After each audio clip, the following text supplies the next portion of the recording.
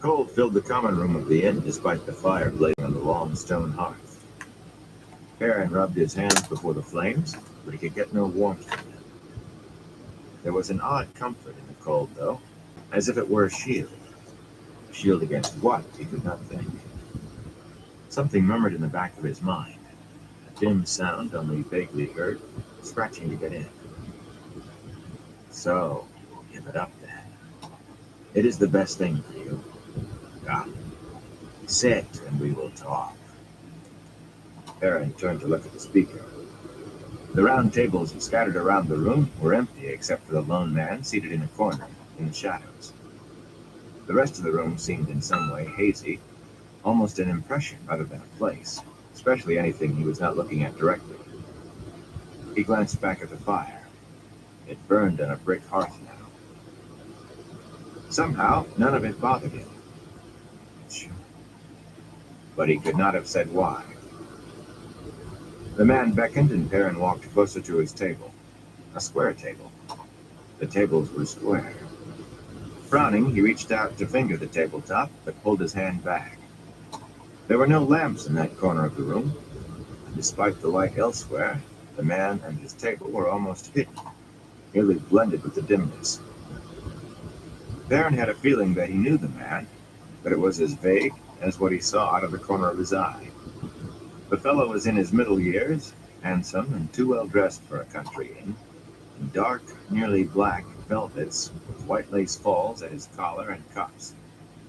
He sat stiffly, sometimes pressing a hand to his chest as if moving hurt him. His dark eyes were fixed on Perrin's face. They appeared like glistening points in the shadows. Give what up? Hey, fire. Yeah, I got a roll a couple up too. The man nodded. And then we'll do a dab with you. Well, he sounded surprised, I'll adapt him. As if it were a conversation they had had before. An old argument taken up again. Perrin had not realized the axe was there, had not felt the weight of it pulling at his belt. He ran a hand over the half-moon blade and the thick spike that balanced it. The steel felt solid. More solid than anything else there. Maybe even more solid than he was himself. He kept his hand there to hold on to something real. I have thought of it, he said, but I do not think I can. Not yet. The inn seemed to flicker, and the murmur sounded again in his head. No. The murmur faded. No. The man smiled, a cold smile. You are a blacksmith, boy, and a good one from what I hear. Your hands were made for a hammer, not an axe. Made to make things, not to kill. Go back to that before it is too late. Perrin found himself nodding. Yes, but I'm Taviran. He had never said that out loud before. But he knows it already. He was sure of that, though he could not say why. For an instant, the man's smile became a grimace. Hell yeah, can't go wrong with the original Battlestar Galactica. Cold strength. There are ways to change things. Ways to avoid even fate. Sit, and we will talk of it. The shadows appeared to shift and thicken, to reach out. Perrin took a step back, keeping well in the light. I don't think so. At least have a drink with me. The years past and years to come. Here. You will see things more clearly after. The cup the man pushed across the table had not been there a moment before. It shone bright silver, and dark, blood-red wine filled it to the brim. Perrin peered at the man's face. Even to his sharp eyes, the shadows seemed to shroud the other man's features like a water's cloak. Darkness molded the man like a caress. There was something about the man's eyes, something he thought he could remember if he tried hard enough. The murmur returned. No, he said. He spoke to the soft sound. Hell yeah, can't go wrong with that. But when the man's mouth tightened in anger, a flash of rage suppressed as soon as begun, he decided it would do for the wine as well. I am not thirsty. He turned and started for the door. The fireplace was rounded river stones. A few long tables lined by benches filled the room. He suddenly wanted to be outside, anywhere away from this man. "You will not have many chances," the man said behind him in a hard voice. "Three threads woven together share one another's doom. When one is cut, all are. Fate can kill you if it does not do worse." Baron felt a sudden heat against his back, rising then fading just as quickly, as if the doors of a huge smelting furnace had swung open and closed again. Startled, he turned back to the room. It was empty. Only a dream, he thought, shivering from the cold. And with that, everything shifted. He stared into the mirror, part of him not comprehending what he saw, another part accepting. A gilded helmet, worked like a lion's head, sat on his head as if it belonged there. Gold leaf covered his ornately hammered breastplate, and gold work embellished the plate and mail on his arms and legs. Only the axe at his side was playing. A voice, his own, whispered in his mind that he would take it over any other weapon, had carried it 1,000 times in 100 battles. No. He wanted to take it off, throw it away. "I can't." There was a sound in his head, louder than a murmur, almost at the level of understanding. "A man destined for glory." He spun away from the mirror and found himself staring at the most beautiful woman he had ever seen. He noticed nothing about the room, cared to see nothing but her. Her eyes were pools of midnight, her skin creamy pale, and surely softer, more smooth than her dress of white silk. When she moved toward him, his mouth went dry. He realized that every other woman he had ever seen was clumsy and ill-shaped. He shivered and wondered why he felt cold. "A man should grasp his destiny with both hands," she said, smiling. It was almost enough to warm him, that smile. She was tall, less than a hand short of being able to look him in the eyes. Silver combs held hair darker than a raven's wing. A broad belt of silver links banded a waist he could have encircled with his hands. "Yes," he whispered. Inside him, startlement fought with acceptance. He had no use for glory. But when she said it, he wanted nothing else. "I mean," the murmuring sound dug at his skull. "No!" It was gone, and for a moment, so was acceptance. Almost. He put a hand to his head, touched the golden helmet, took it off. I don't think I want this. It is not mine." "Don't want it?" She laughed. "What man with blood in his veins would not want glory? As much glory as if you had sounded the horn of Valier." "I don't," he said. A little piece of him shouted that he lied. The horn of Valier. The horn rang out and the wild charge began. Death rode at his shoulder, and yet she waited ahead, too. His lover, his destroyer. "No, I am a blacksmith." Her smile was pitying. "Such a little thing to want. You must not listen to those who would try to turn you from your destiny. They would demean you, debase you, destroy you. Fighting fate can only bring pain. Why choose pain when you can have glory?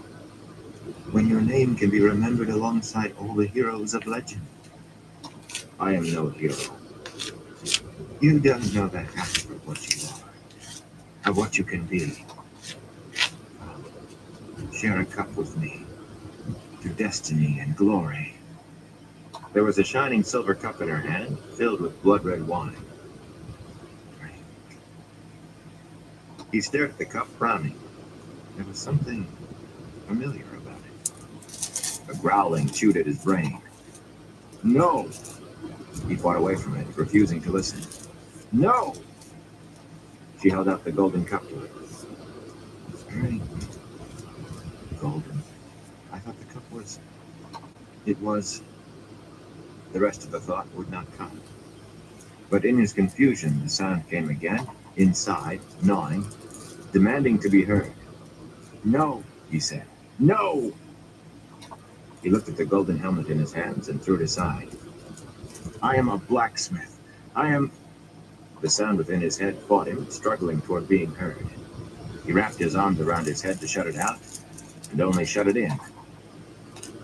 I am a man, he shouted. Darkness enfolded him, but her voice followed, whispering. The night is always there, and dreams come to all men, especially you, my wild girl, and I will always be in your dreams. Stillness. He lowered his arms.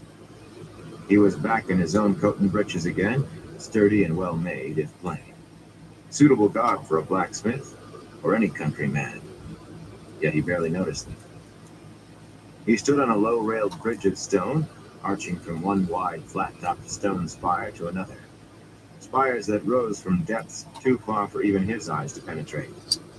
The light would have been dim to any other eyes, and he could not make out from where it came. It just was.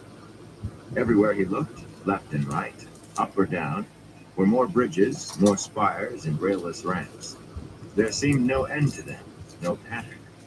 Worse, some of those ramps climbed to spire tops that had to be directly above the ones they had left. Splashing water echoed, the sound seeming to come from everywhere at once. He shivered with cold.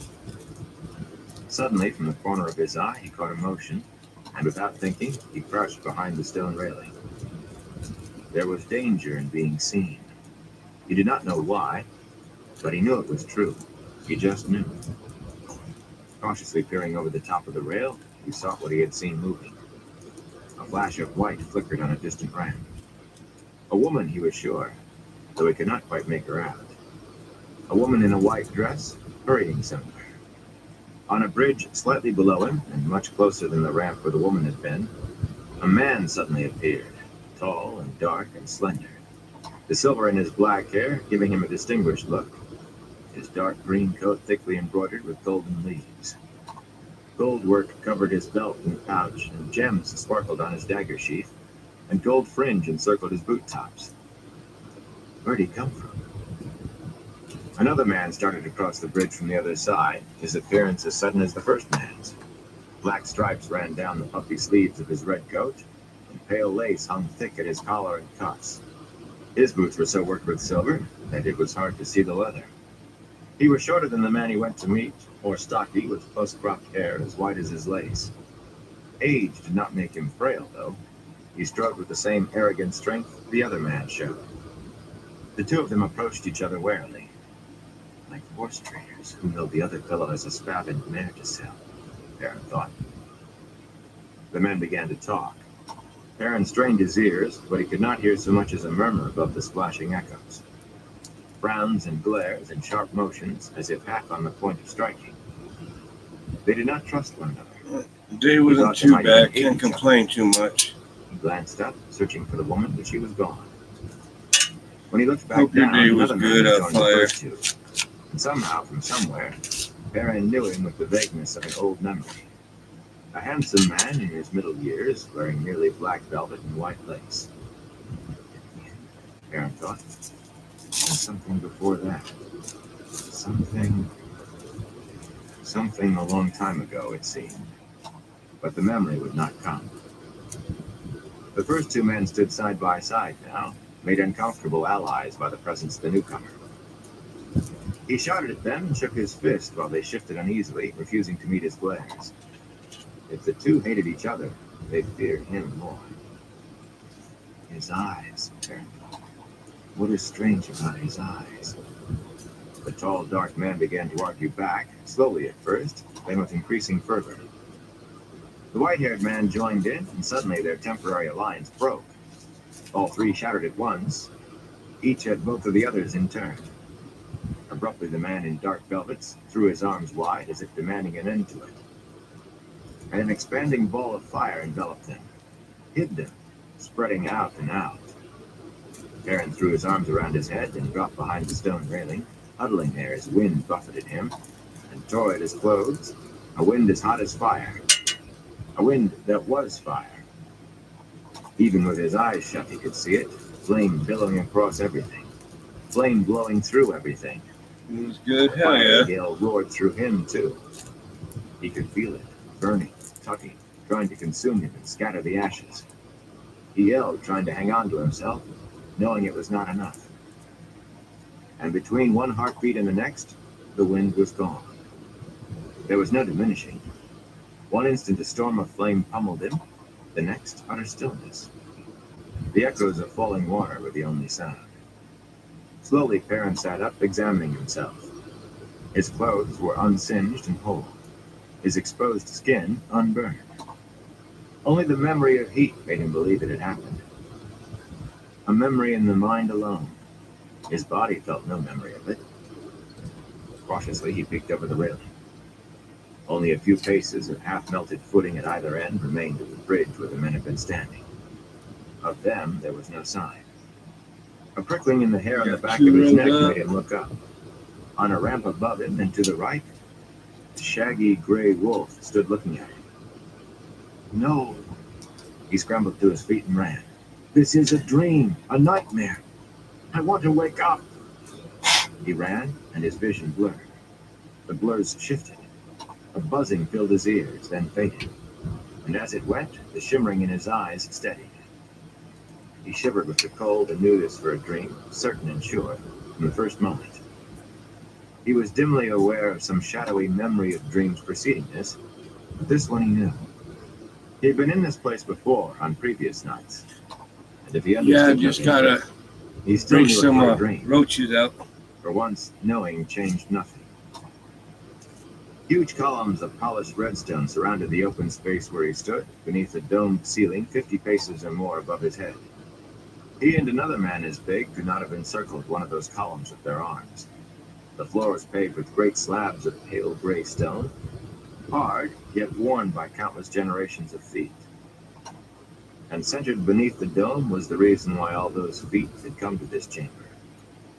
A sword hanging hilt down in the air, apparently without support, seemingly where anyone could reach out and take it. It revolved slowly as if some breath of air caught it. Yet it was not really a sword. It seemed made of glass or perhaps crystal. Blade and hilt and crossguard, catching such light as there was and shattering it into 1,000 glitters and flashes. He walked toward it and put out his hand, as he had done each time before. He clearly remembered doing it. The hilt hung there in front of his face, within easy reach. A foot from the shining sword, his hand splayed out against empty air, as if it had touched stone, as he had known it would. He pushed harder, but he might as well have been shoving against a wall. The sword turned and sparkled, a foot away, and as far out of reach as if on the other side of an ocean. Kalandur. He was not certain whether the whisper came inside his head or out. It seemed to echo round the columns, as soft as the wind, everywhere at once, insistent.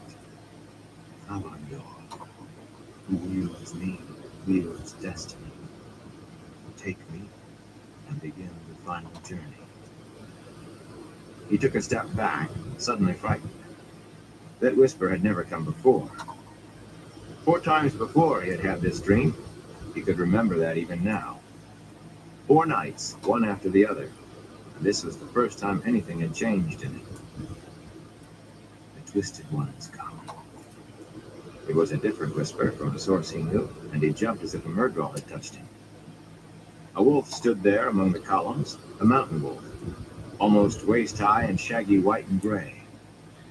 It stared at him intently with eyes as yellow as his own. Take a paper off the roaches. The Twisted One's come. No, Perrin rasped. No, I will not let you in. I will not. He clawed his way awake and sat up in his hut, shaking with fear and cold and anger. I will not, he whispered hoarsely. The Twisted One's come. The thought was clear in his head, but the thought was not his own. The Twisted One's come, brother. Chapter 5. Nightmares Walking. Leaping from his bed, Perrin snatched his axe and ran outside, barefoot and wearing nothing but thin linen, heedless of the cold. The moon bathed the clouds with pale white. More than enough light for his eyes, more than enough to see the shapes slipping through the trees from all sides. Shapes almost as big as Loyal, but with faces distorted by muzzles and beaks, half-human heads wearing horns and feathered crests. Stealthy forms stalking on hooves or paws as often as booted feet. He opened his mouth to shout warning, and suddenly the door of Moraine's hut burst open and Lan dashed out, sword in hand and shouting, "Trollocs! Wait for your lives! Trollocs!" Shouts answered him as men began to tumble from their huts, garbed for sleep, which for most meant not at all, but with swords ready. With a bestial roar, the Trollocs rushed forward to be met with steel and cries of "Shinar!" and "The Dragon Reborn!" Lan was fully clothed. Perrin would have bet the warder had not slept, and he flung himself among the Trollocs as if his wool were armor. He decided to dance from one to another, man and sword following like water or wind. And where the warder danced, Trollocs screamed and died. Moraine was out in the night as well, dancing her own dance among the Trollocs. Her only apparent weapon was a switch, but where she slashed a Trolloc, a line of flame grew on its flesh. Her free hand threw fiery balls summoned from thin air. Trollocs howled as flames consumed them, some crashing on dabs. the ground. I An got entire tree key lime burst into pie flame from and root to crown, then another that and another. blackberry OG. Trollocs shrieked at the sudden light, but they did not stop swinging their spiked axes and swords curved like scythes. Abruptly, Perrin saw Leah step hesitantly out of Moraine's cabin, halfway around the bowl from him, and all thought of anything else left him. The Tuathalan woman pressed her back against the log wall, a hand to her throat. The light from the burning trees showed him the pain and horror, the loathing on her face as she watched the carnage. "Hide!" Perrin shouted at her. "Get back inside and hide!" The swelling roar of fighting and dying swallowed his words. He ran toward her. "Hide, Leah! For the love of the light, hide!" A Trolloc loomed up over him, a cruelly hooked beak where its mouth and nose should have been.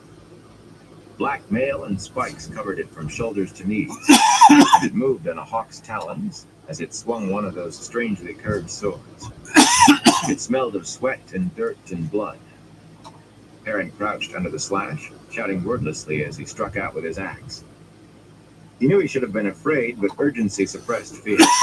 All that mattered was that he had to get her to safety, and the Trolloc was in the way. The Trolloc fell, roaring and kicking. Perrin did not know where he had hit it, or if it were dying or merely hurt. He leaped over it, where it lay thrashing, and ran scrambling up the slope. Burning trees cast lurid shadows across the small valley.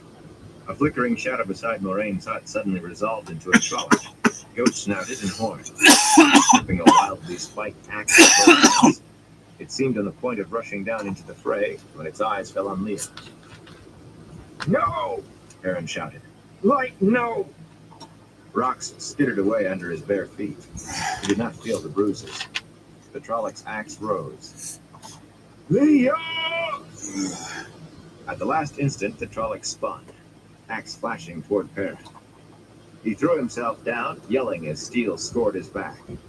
Desperately, he flung out a hand, caught a goat hoof, and pulled with all his strength. The Trolloc's feet came out from under it, and it fell with a crash.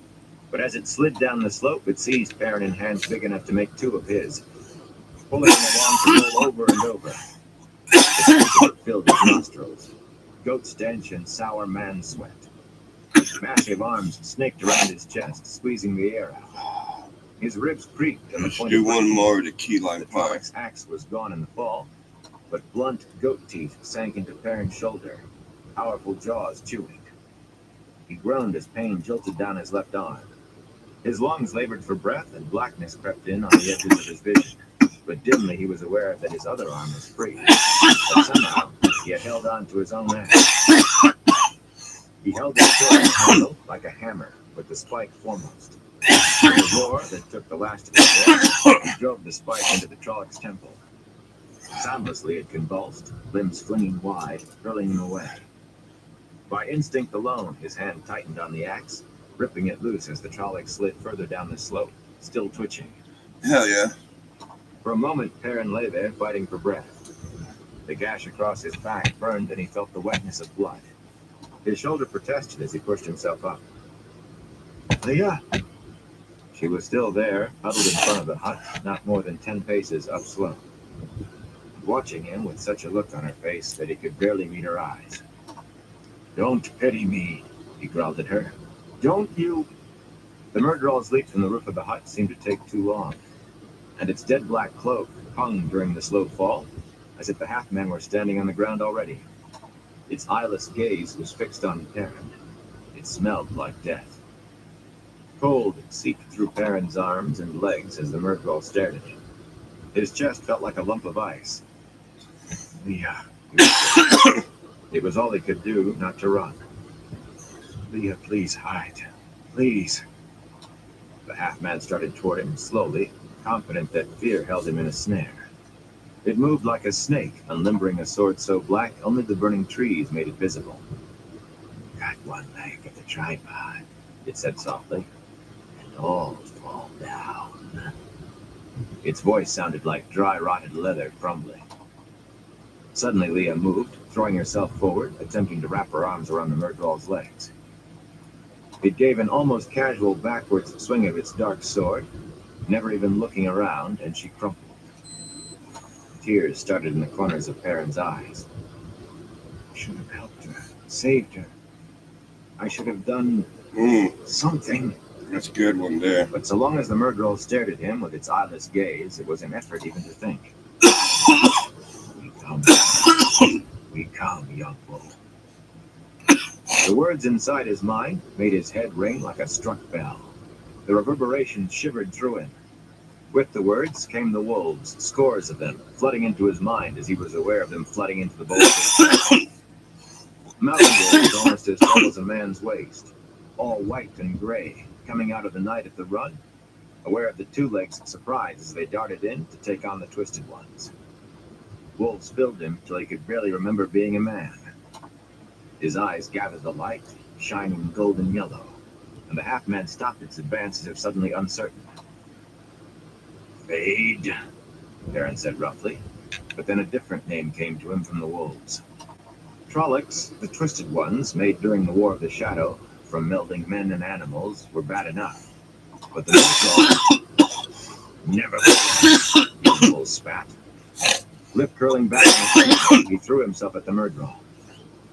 It moved like a viper, sinuous and deadly, black sword quick as lightning. But he was Young Bull. That was what the wolves called him. Young Bull, with horns of steel that he wielded with his hands. He was one with the wolves. He was a wolf, and any wolf would die 100 times over to see one of the Neverborn go down. The Fade fell back before him, its darting blade now trying to deflect his slashes. Hamstring and throat. That was how wolves killed.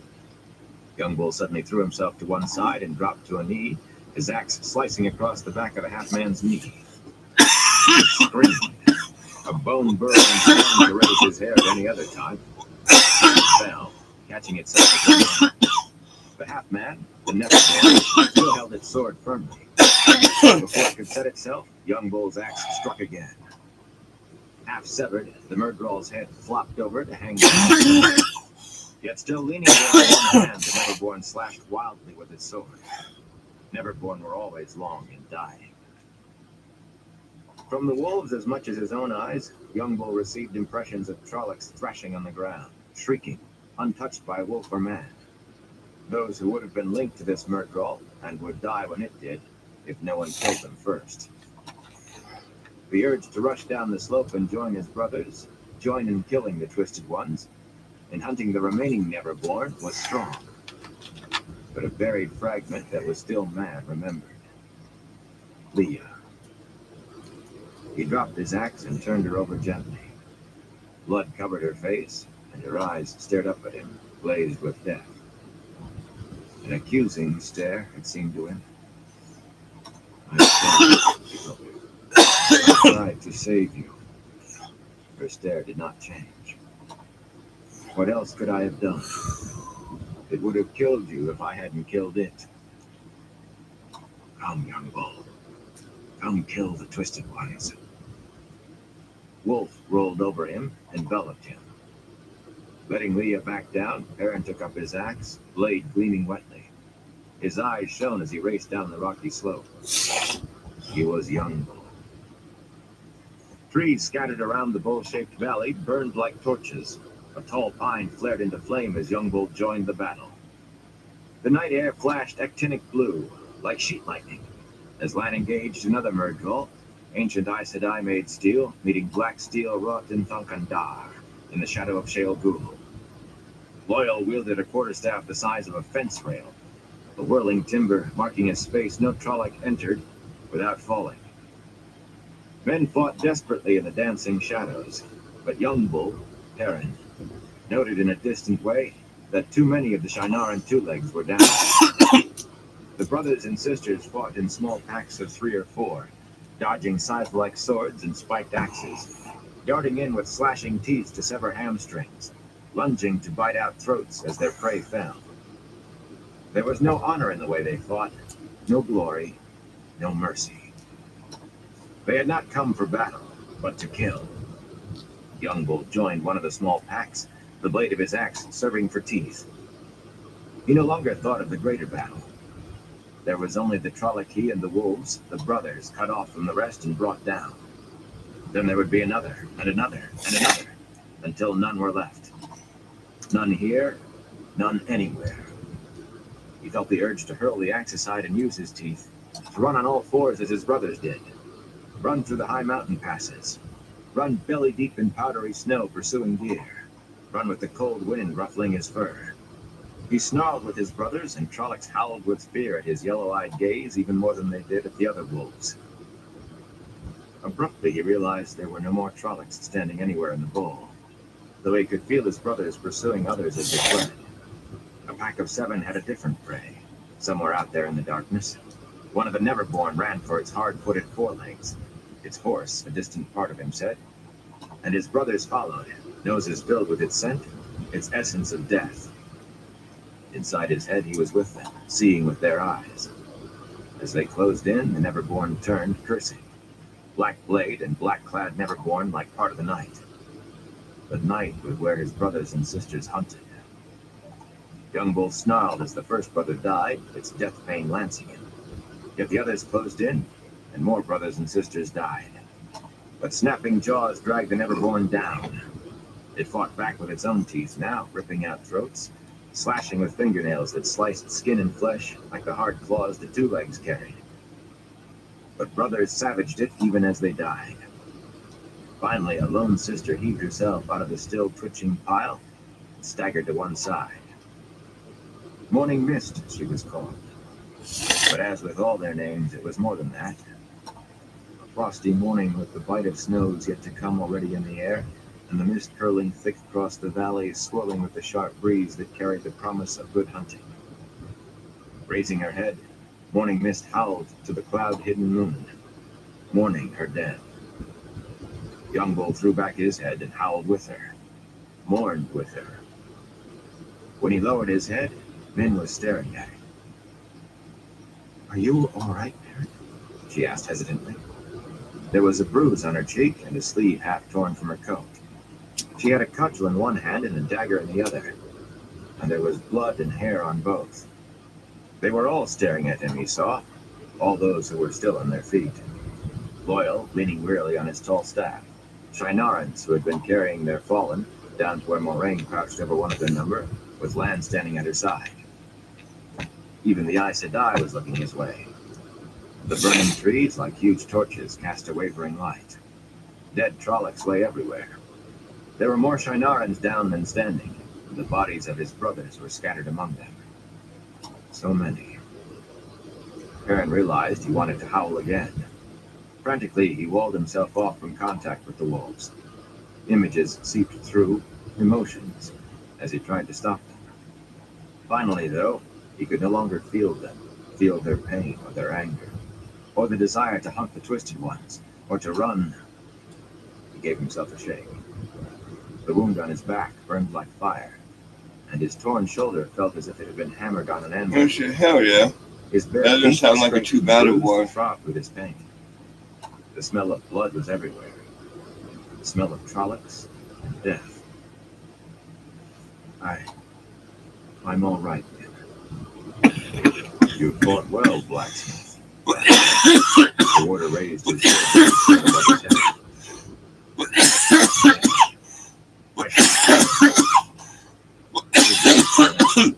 True blood of Endor. The Shinarans, still standing, so few, lifted their blades and joined. Tashar Manatran, Tashar Endor. Boyle nodded. No problem, he added. Baron lowered his eyes in embarrassment.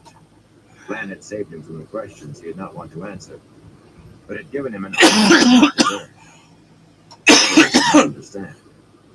He wondered what they would say if they knew the truth. Men moved closer, and he muttered, "Lee is dead. I couldn't. I almost reached her in time." "It wouldn't have made any difference," she said softly. "You know that."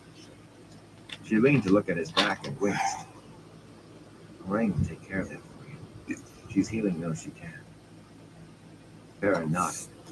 His back felt sticky with drawing blood all the way to his waist. But despite the pain, he hardly noticed it.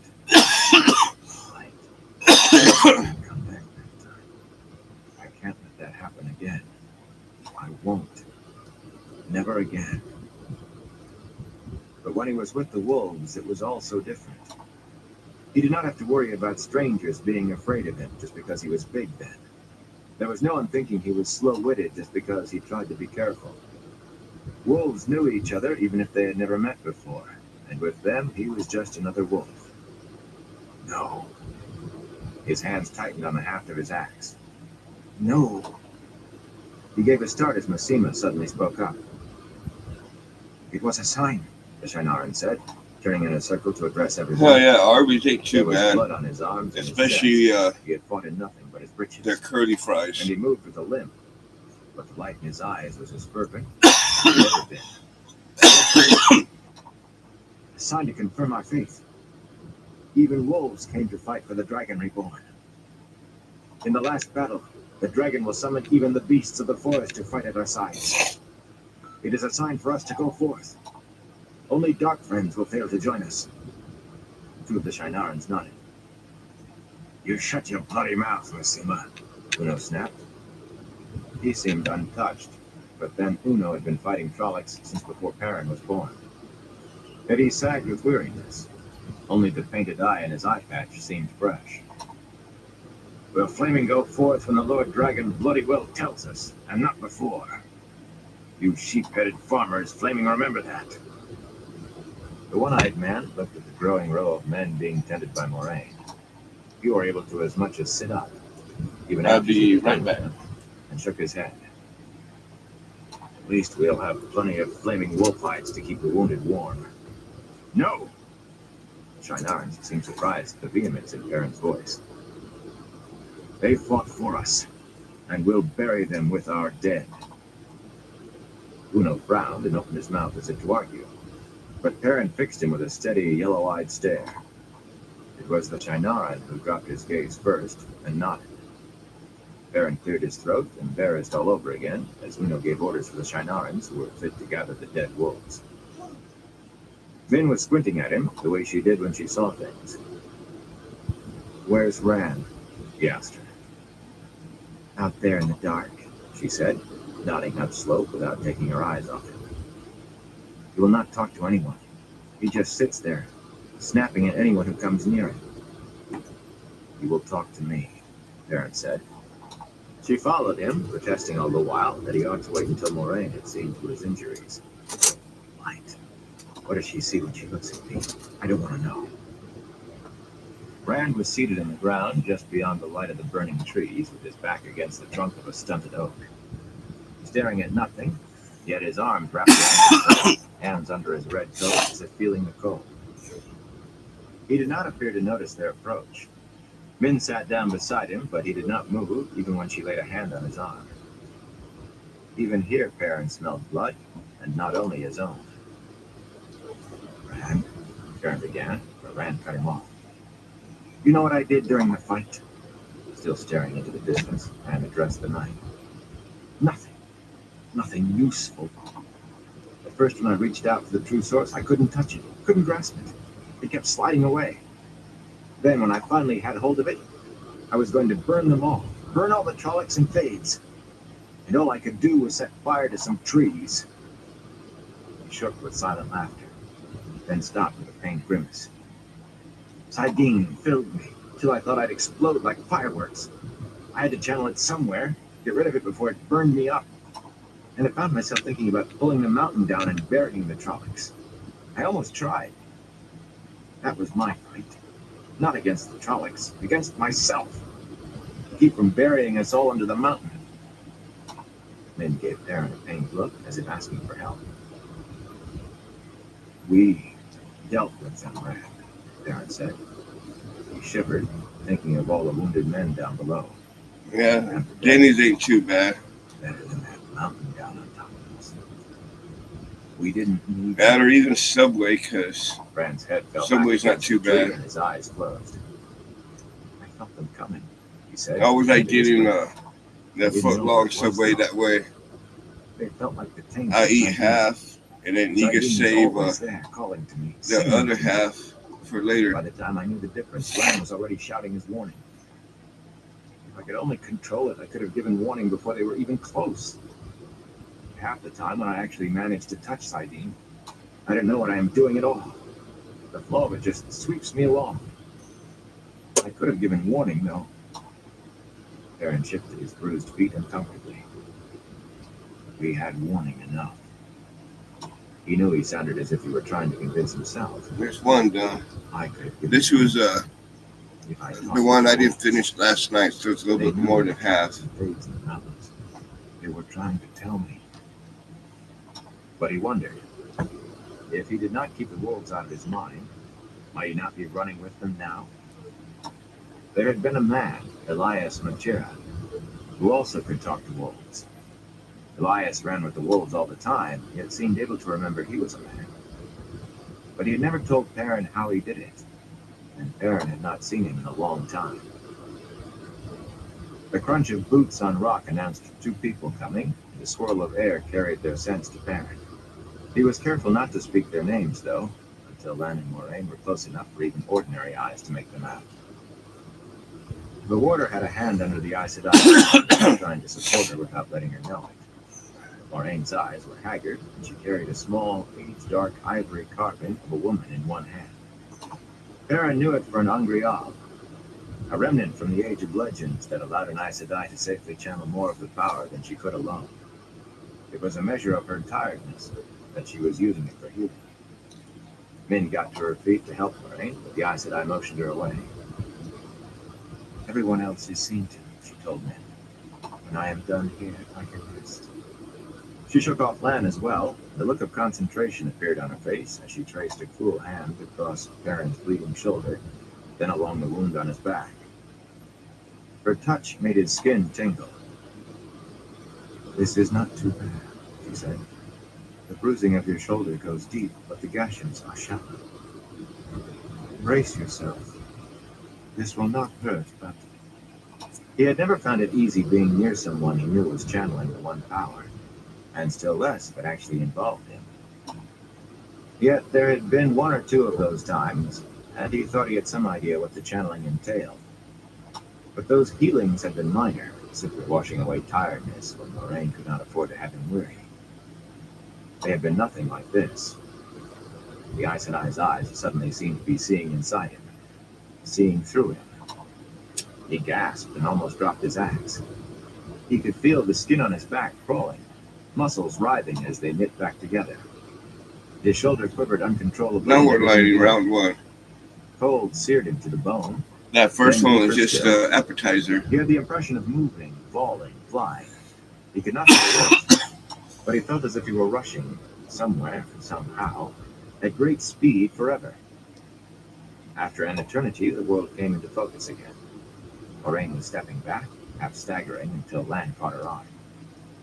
Gaping, Perrin looked down at his shoulder. The gashes and bruises were gone. Not so much as a twinge remained. He twisted carefully, but the pain in his back had vanished as well. And his feet no longer hurt. He did not need to look to know all the bruises and scrapes were gone. His stomach rumbled loudly. You should eat as soon as you can. A good bit of the strength for that came from you. You need to replace it. Hunger and images of food were already filling Perrin's head. Blood rare beef and venison and mutton, and with an effort he made himself stop thinking of meat. You would find some of those roots that smelled like turnips when they were roasted. His stomach growled in protest. There's barely even a scar, blacksmith, Lance said behind him. Most of the wolves who were hurt made their own way to the forest, Moraine said, knuckling her back and stretching. But I healed those I could find. Perrin gave her a sharp look, yet she seemed to be just making conversation. Perhaps they came for their own reasons, yet we would likely all be dead without them. Perrin shifted uneasily and dropped his eyes. The Aes Sedai reached toward the bruise on Min's cheek, but Min stepped back, saying, I'm not really hurt, and you're tired. I've had worse falling over my own feet. Moraine smiled and let her hand fall. Lan took her arm. She swayed in his grip. Very well. And what of you, Lan? Did you take any hurt? Even a nick from a Murgrol's blade can be deadly, and some Trolloc blades are almost as bad. Perrin noticed something for the first time. Rand, your coat is wet. Rand pulled his right hand from under his coat, a hand covered in blood. Not a Murgrol, he said absently, peering at his hand. Not even a Trolloc. The wound I took at Falma broke open. Moraine hissed and jerked her arm free from Lan, half fell to her knees beside Rand. Pulling back the side of his coat, she studied his wound. Perrin could not see it, for her head was in the way, but the smell of blood was stronger now. Moraine's hands moved, and Rand grimaced in pain. The blood of the dragon reborn in the rocks of Sheol Gur will free mankind from its shadow. Isn't that what the prophecies of the dragon say? Who told you that? Moraine said sharply. If you could get me to Sheol Gur now, Rand said drowsily. By way gate or portal stone, there could be an end to it. No more dying. No more dreams. No more. If it were as simple as that, Moraine said grimly, I would one way or another. But not all in the Koreathon cycle can be taken at its face. For everything it says straight out, there are 10 that could mean 100 different things.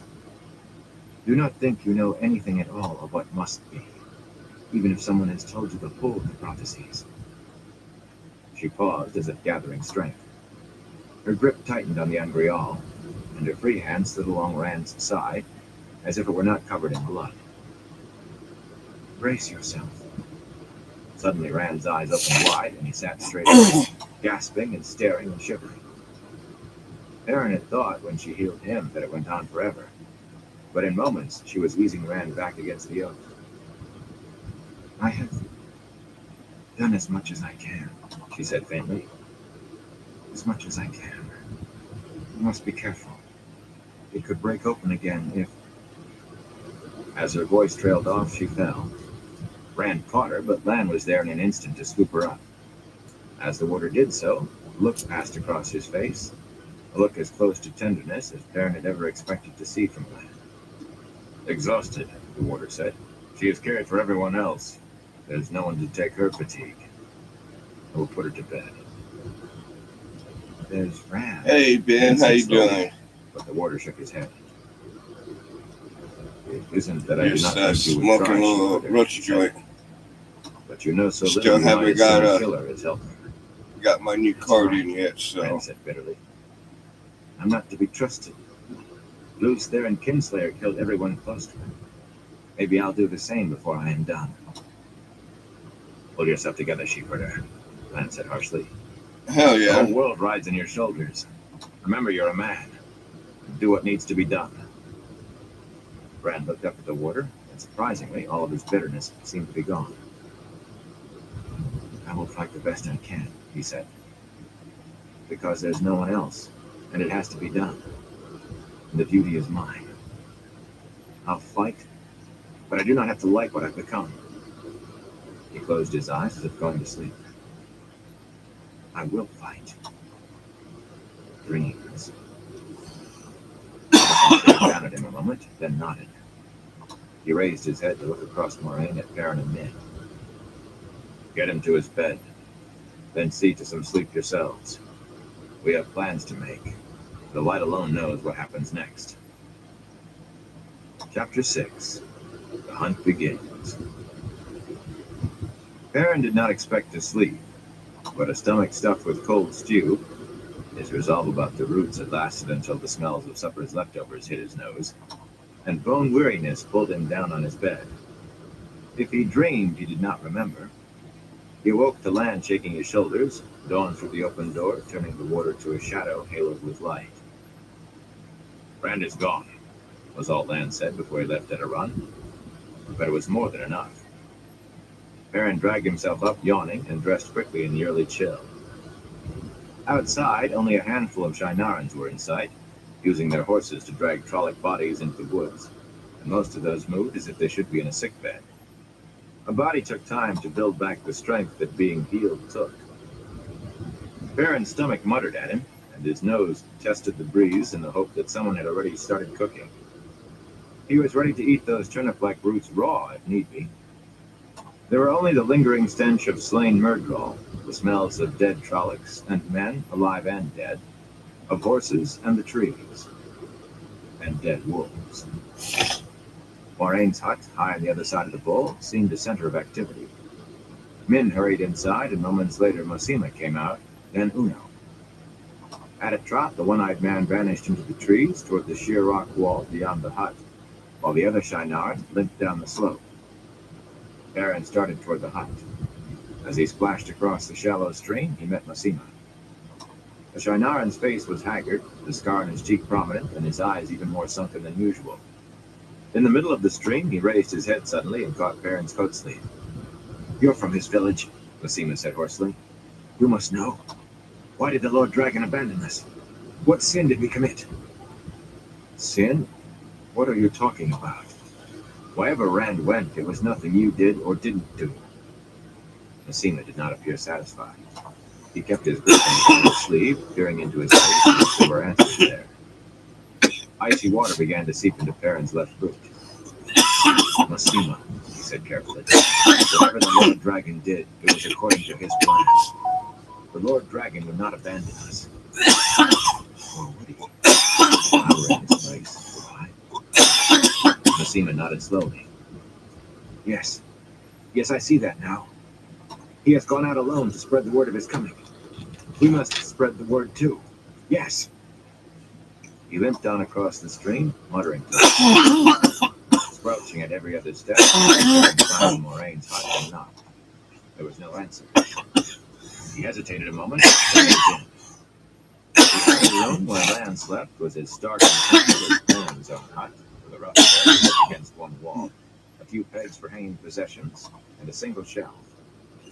Not much light entered through the open door. The only other illumination came from crude lamps on the shelf, slivers of oily fat wood wedged into cracks and pieces of rock. They gave off thin streamers of smoke that made a layer of haze under the roof. Perrin's nose wrinkled at the smell. The low roof was only a little higher than his head. Loyal's head actually brushed it, even seated as he was on one end of Lan's bed, with his knees drawn up to make himself small. The Ogier's tufted ears twitched uneasily. Min sat cross-legged on the dirt floor, beside the door that led to Moraine's room, while the Aes Sedai paced back and forth in thought. Dark thoughts, they must have been. 3 paces each way was all she had, but she made vigorous use of the space, the calm on her face belied by the quickness of her step. "I think Mosima is going crazy," Perrin said. Min snapped. "With him? How can you tell?" Moraine rounded on him, a tightness to her mouth. Her voice was soft, too soft. "Is Mosima the most important thing in your mind this morning, Perrin Ibarra?" "No. I'd like to know when Rand left and why. Did anyone see him go? Does anyone know where he went?" He made himself meet her look with one just as level and firm. It was not easy. He loomed over her, but she was Aes Sedai. Is this of your making, Moraine? Did you rein him in until he was so impatient he'd go Hey, anywhere, Charles, how you do doing? anything, just to stop sitting still? Loyal's ears went stiff. A surreptitious warning was in his hand. Moraine studied Perrin with her head tilted to one side, and it was all he could do not to drop his eyes. This is not of my doing, she said. He left sometime during the night. When and how and why, I yet hope to learn. Loyal's shoulders Cooking heaved in a pizza? chorus Hell of yeah. relief. Quiet for an ogier, it sounded like steam rushing out from quenching red-hot iron. Never angry, He said in a whisper obviously meant just for himself, but audible to everyone. better to embrace the sun than to enter a nice die. Min reached up enough to hand Perrin a folded piece of paper. Loyal went to see him after we got him to bed last night. Rand asked to borrow pen and paper and ink. The ogier's ears jerked, and he frowned worriedly until his long eyebrows hung down on his cheeks. I did not know what he was planning. I didn't. We know that, Min said. No one is accusing you of anything, Loyal.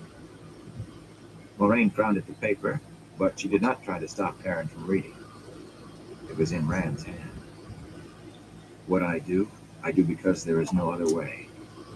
He is hunting me again, and this time one of us has to die, I think. There is no need for those around me to die also. Too many have died for me already. I do not want to die either, and will not if I can manage it. There are lies in dreams, and death. But dreams hold truth, too. That was all, with no signature.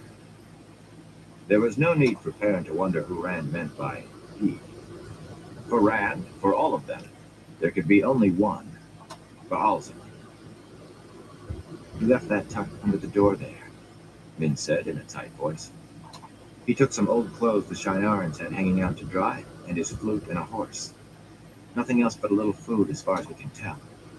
None of the guards saw him go, and last night they would have seen a mouse creeping. And would it have done any good if they had? Moraine said calmly. Would any of them have stopped the Lord Dragon, or even challenged him? Some of them, Massima for one, would slit their own throats if the Lord Dragon told them to. It was Perrin's turn to study her. Did you expect anything else? They swore to follow him. Like Moraine. He'd never have named himself Dragon if not for you. What did you expect of him? She did not speak, and he went on more quietly. Do you believe, Moraine, that he's really the Dragon Reborn? Or do you just think he's someone you can use before the one power kills him or drives him mad? Go easy, Loyal said. not so angry. I'll go easy when she answers me. Well, Moraine, he is what he is, she said sharply. You said the pattern would force him to the right path eventually. Is that what this is? Or is he just trying to get away from you? For a moment, he thought he had gone too far. Her dark eyes sparkled with anger, but he refused to back down. Well, Moraine took a deep breath. This may well be what the pattern is. Yet I did not mean for him to go off alone. For all his power, he is as defenseless as a babe in many ways, and as ignorant of the world. He channels, but he has no control over whether or not the one power comes when he reaches for it, and almost as little over what he does with it if it does come. The power itself will kill him before he has a chance to go mad if he does not learn that control. There is so much he must learn yet. He wants to run before he has learned to walk. You split hairs and lay false trails, Moraine, Perrin snorted. If he is what you say he is, did it never occur to you that he might know what he has to do better than you? He is what he is, she repeated firmly. But I must keep him alive if he is to do anything. He will fulfill no prophecies dead, and even if he manages to avoid Dark Friends and Shadow Spawn, there are 1,000 other hands ready to slay him. All it will be is a hint of a part of what he is. Yet if that were all he might face, I would not worry half so much as I do. There are the Forsaken to be accounted for. Aaron gave a start. From the corner, Loyal moaned. The Dark One and all the Forsaken are bound in Cheryl Gould, Aaron began by rote, but she gave him no time to finish. The seals are weakening, Aaron. Some are broken, though the world does not know that. Must not know that. The Father of Lies is not free, yet. But as the seals weaken, more and more, which of the Forsaken may be loosed already? Lanfear, Samael, Asmodean, or Belal, or Rahim? Is Shamael himself, the betrayer of hope? There were 13 altogether, Perrin, and bound in the ceiling, not in the prison that holds the Dark One. 13 of the most powerful Aes Sedai of the Age of Legends. The weakest of them stronger than the 10 strongest Aes Sedai living today. The most ignorant with all the knowledge of the Age of Legends. And every man and woman of them gave up the light and dedicated their souls to the shadow. What if they are free and out there waiting for him? I will not let them have him. Perrin shivered, partly from the icy iron in her last words and partly from the thought of the Forsaken. He did not want to think of even one of the Forsaken loose in the world. His mother had frightened him with those names when he was little. Shamael comes for boys who do not tell their mothers the truth. Lanfear waits in the night for boys who do not go to bed when they are supposed to. Being older did not help. Not when he knew now they were all real. Not when Moraine said they might be free. Bound in Shale Gould, he whispered. Wished he still believed it. Troubled, he studied Rand's letter again. Dreams. He was talking about dreams yesterday, too. Moraine stepped closer and peered up into his face. Dreams? Lan and Uno came in, but she waved them to silence. The small room was more than crowded now, with 5 people in it besides the Ogier. What dreams have you had the last few days, Perrin? She ignored his protest that there was nothing wrong with his dreams. Tell me, she insisted. What dream have you had that was not ordinary? Tell me. Her gaze seized him like smithy tongs, willing him to speak. He looked at the others. They were all watching him fixedly, even men.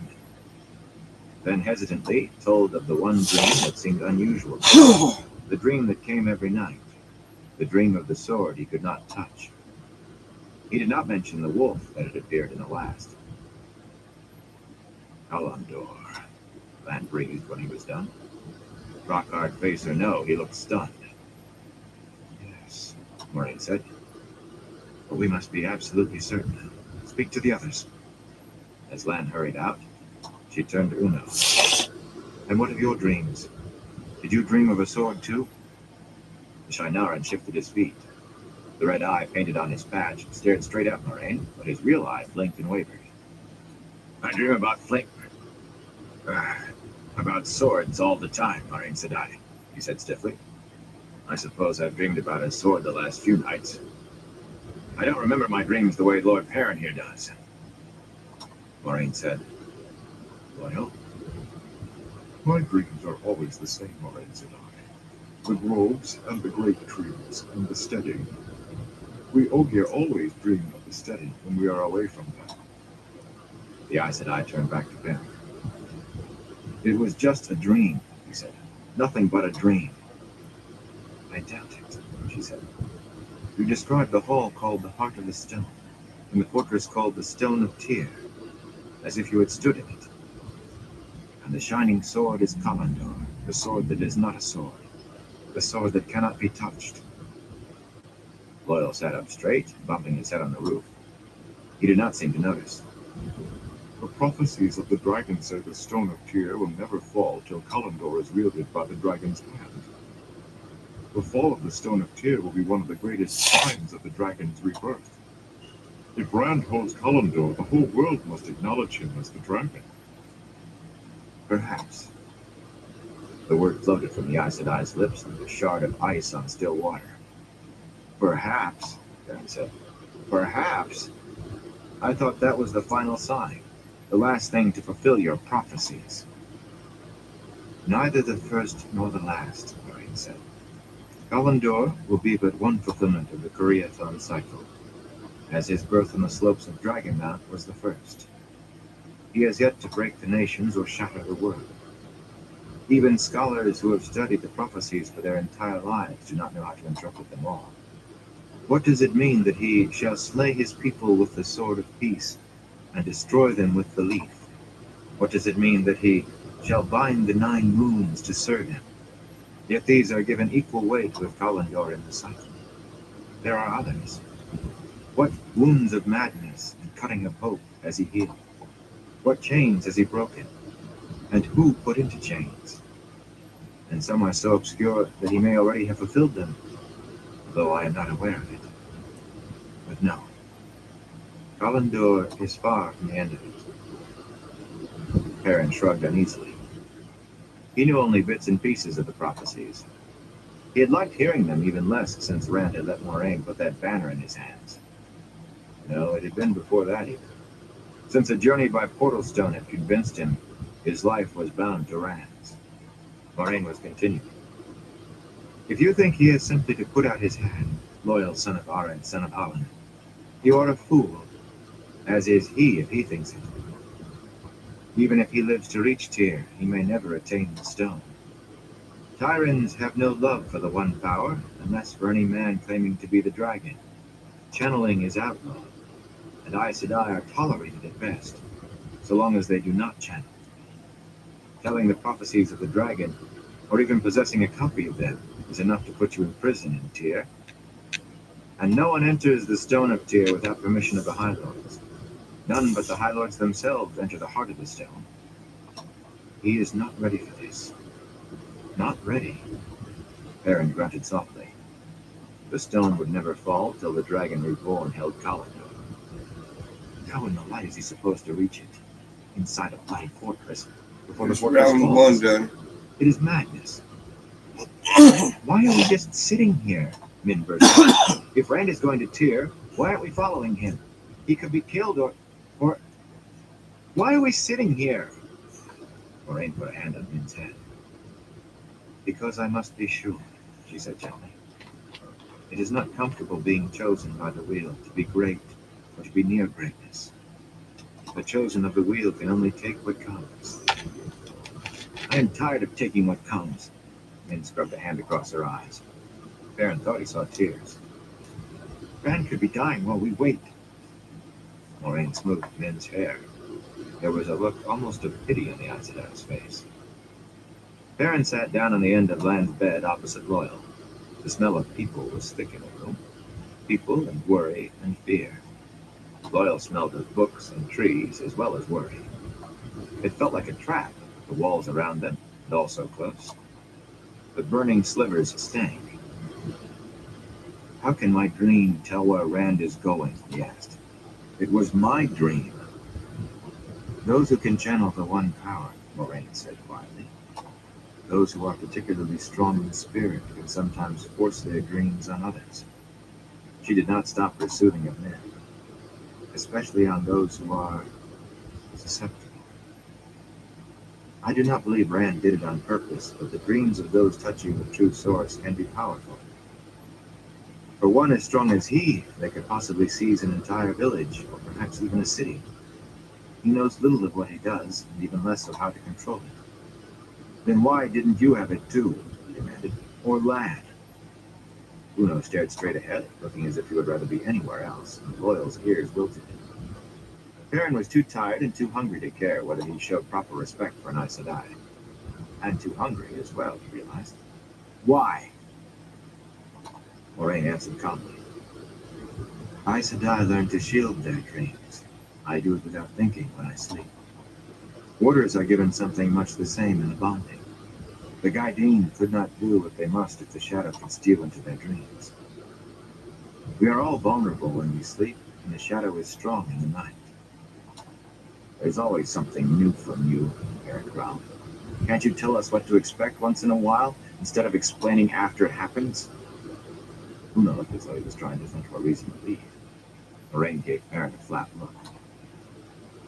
You want me to share a lifetime of knowledge with you in a single afternoon? or even a single year? I will tell you this. Be wary of dreams, Aaron. Be very wary of dreams. He pulled his eyes away from hers. I am, you murmured. I am. After that, silence, and no one seemed to want to break it.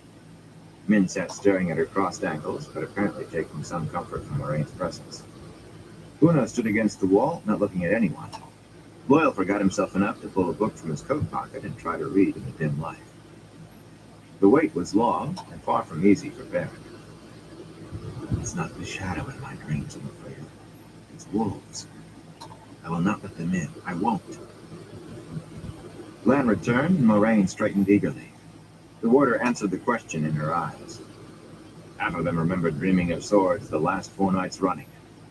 Some remember a place with great columns, and 5 say the sword was crystal or glass. Massima says he saw Rand holding it last night. That one would, Moraine said. She rubbed her hands together briskly. She seemed suddenly full of energy. Now I am certain. Though I still wish I knew how he left here unseen. If he has rediscovered some talent from the Age of Legends. Land looked at Uno, and the one-eyed man shrugged in dismay. I bloody forgot with all this flaming talk about blood. He cleared his throat, shooting a glance at Lorraine. She looked back expectantly, and he went on. That is, I followed the Lord Dragon's tracks. There's another way into that closed valley now. The earthquake brought down the far wall. It's a hard climb, but you can get a horse up it. I found more tracks at the top, and there's an easy way from there around the mountain. He let out a long breath when he was done. Good, Moraine said. At least he has not rediscovered how to fly, or make himself invisible, or something else out of legend. We must follow him without delay. Uno, I will give you enough gold to take you and the others as far as Jahan. In the name of someone there, who will see that you get more. The Gil Aldanan are wary of strangers, but if you keep to yourselves, they should not trouble you. Wait there until I send word. But we will go with you, he protested. We have all sworn to follow the Dragon Reborn. I do not see how the few of us can take a fortress that has never fallen. But with the Lord Dragon's aid, we will do what must be done. So we are the people of the Dragon now. Aaron laughed mirthlessly. The Stone of Tyr will never fall till the people of the Dragon come. Have you given us a new name, Moraine? Watch your tongue, blacksmith, Lan growled, all ice and stone. Moraine gave them both sharp looks, and they fell silent. Forgive me, Uno, she said, but we must travel quickly if we are to have a hope of overtaking him. You are the only Shinaran fit enough for a hard ride, and we cannot afford the days the others will need to regain full strength. I will send for you when I can. Uno grimaced, but he bowed in acquiescence. At her dismissal, he squared his shoulders and left to tell the others. Well, I am going anyway, whatever you say, Min put in firmly. You are going to Tarvalin, Moraine told her. I am no such thing. The Aes Sedai went on smoothly as if the other woman had not spoken. The Amerlin seat must be told what has happened, and I cannot count on finding one I can trust who has messenger pigeons. Or that the Amerlin will see any message I send by pigeon. It is a long journey and hard. I would not send you alone if there were anyone to send with you. But I will see you have money and letters to those who might help you on your way. You must ride quickly, though. When your horse tires, buy another, or steal one if you must. But ride quickly. Let Uno take your message.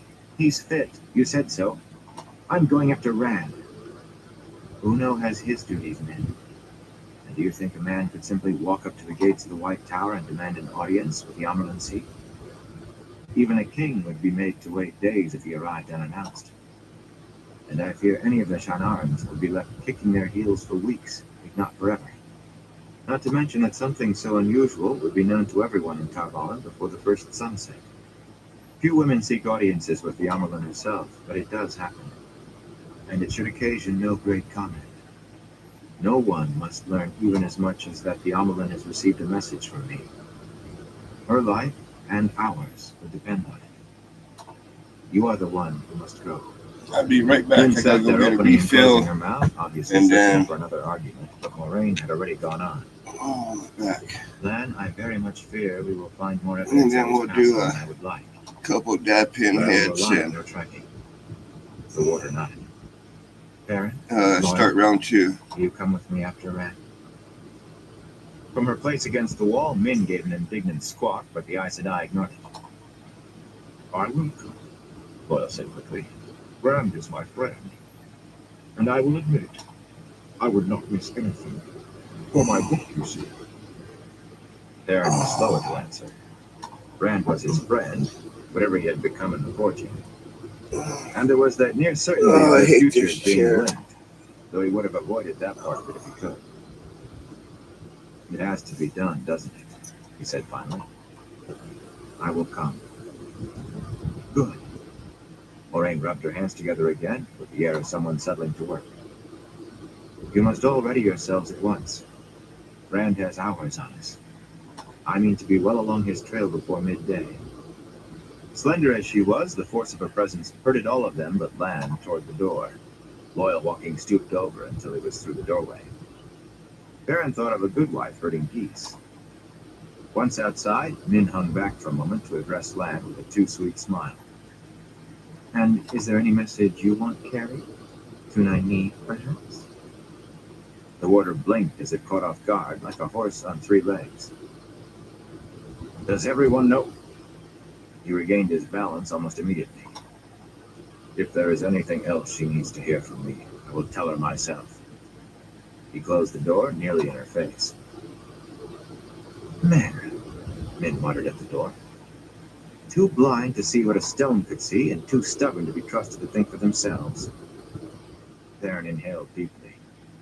Faint smells of death still hung in the valley air, but it was better than the closeness inside. Some better. Clean air. Loyal sighed. The smoke was beginning to bother me a little. They started down the slope together. Beside the stream below, the Shinarans, who could stand, were gathered around Uno. From his gestures, the one-eyed man was making up for lost time with his cursing. How did you two become privileged? Min demanded abruptly. She asked you. She didn't do me the courtesy of asking. Loyal shook his head. I think she asked because she knew what we would answer. Moraine seems able to read Baron and me. She knows what we'll do. But you are a closed book to her. Min appeared only a little mollified. She looked up at them, Baron head and shoulders taller on one side, and Loyal towering even higher on the other. Much good it does me. I'm still going where she wants as easily as you two little lambs. You were doing well for a while, Perrin. Standing up to her like she'd sold you a coat and the seams were popping open. I did stand up to her, didn't I? Perrin said wonderingly. He had not really realized he had done that. It was not so bad as I'd have thought it would be. You were lucky. Loyal mumbled. To anger an Aes Sedai is to put your head in a hornet's nest. Loyal, Min said. I need to speak to Perrin. Alone. Would you mind? Oh, of course not. He lengthened his stride to its normal span and quickly moved ahead of them, pulling his pipe and tobacco pouch from a coat pocket. Perrin eyed her warily. She was biting her lip as if considering what to say. Do you ever see things about him? He asked, nodding after the Ogier. She shook her head. I think it only works with humans. But I've seen things around you that you ought to know about. I've told you, don't be more thick-headed than you have to be, Perry. Back there, right after you said you'd go, they were not there before. They must have to do with this journey, or at least with you deciding to go. After a moment, he said reluctantly, what did you see? An Ioman in a cage, she said promptly. A dwarf one with a sword. A falcon and a hawk perching on your shoulders. Both female, I think. And all the rest, of course. What is always there. Darkness swirling round you, and none of that, he said quickly. When he was sure she had stopped, he scratched his head thinking. None of it made any sense to him. You have any idea what it all means? The new things, I mean. No, but they're important. The things I see always are. Turning points in people's lives, or what's faded. It's always important. She hesitated for a moment, glancing at him. One more thing, she said slowly. If you meet a woman, the most beautiful woman you've ever seen, run. Aaron blinked. You saw a beautiful woman? Why should I run from a beautiful woman? Can't you just take advice? She said irritably. She kicked at a stone and watched it roll down the slope.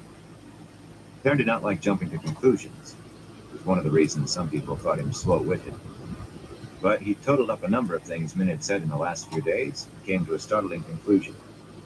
He stopped dead, hunting for words. Min, you know I like you. I like you, but, you sort of remind me of my sisters. I mean, you... The flow stumbled to a halt as she raised her head to look at him, eyebrows arched. She wore a small smile. Why, Aaron, you must know that I love you. She stood there, watching his mouth work, then spoke slowly and carefully. Brother, you great wooden-headed lummox. The arrogance of men never ceases to amaze me. You both think everything has to do with you, and every woman has to desire you. Aaron felt his face growing hot. I didn't. He cleared his throat. What did you see about a woman? Just take my advice, she said, and started down toward the stream again, walking fast. If you forget all the rest, she called over her shoulder, heed that. He frowned after her. For once his thoughts seemed to arrange themselves quickly, then caught up in two strides. It's Rand, isn't it? She made a sound in her throat and gave him a sidelong look. She did not slow down, though. Maybe he wasn't so boneheaded after all, she muttered. After a moment, she added, as if to herself, I'm bound to him as surely as a stave is bound to a barrel. But I can't see if he'll ever love me in return. And I'm not the only one. Does Egwene know? He asked. Grandin and Egwene have been all but promised since childhood. Everything but kneeling in front of the women's circle in the village to speak the betrothal. He was not sure how far they had drifted from that, if at all. She knows, Min said curtly. Much good it does either of us. What about Rand? Does he know? Oh, of course, she said bitterly. I told him, didn't I? Rand, I did a viewing of you, and it seems I have to fall in love with you. I have to share you, too. And I don't much like that, but there it is. You're a wooden-headed wonder after all, Perrin Bar. She dashed a hand across her eyes angrily. If I could be with him, I know I could help. Somehow. But if he dies, I don't know if I could stand it. Perrin shrugged uncomfortably. Listen, man. I'll do what I can to help you. However much that is. I promise you that. It really is best for you to go to Tarvalin. You'll be safe there. Safe? She tasted the word as if wondering what it meant. You think Tarvalin is safe? If there's no safety in Tarvalin, there's no safety anywhere. She sniffed loudly, and in silence they went to join those preparations to leave. Chapter 7. The Way Out of the Mountains. The way down out of the mountains was hard, but the lower they went, the less Perrin needed his fur-lined cloak. Hour by hour they rode out of the tailings of winter and into the first days of spring. The last remnants of snow vanished, and grasses and wildflowers, white maiden's hope and pink jump-up, began to cover the high meadows they crossed. Trees appeared more often, with more leaves, and grass larks and robins sang in the branches. And there were wolves. Never in sight, not even land mentioned seeing one. But Perrin knew. He kept his mind firmly closed to them, yet now and again a feather-like tickle at the back of his mind reminded him they were there. Lan spent most of his time scouting their path on his black warhorse Mondok, following Rand's tracks as the rest of them followed the signs the warder left for them. An arrow of stones laid on the ground, or one lightly scratched in the rock wall of a forking pass. Turn this way, cross that saddle pass.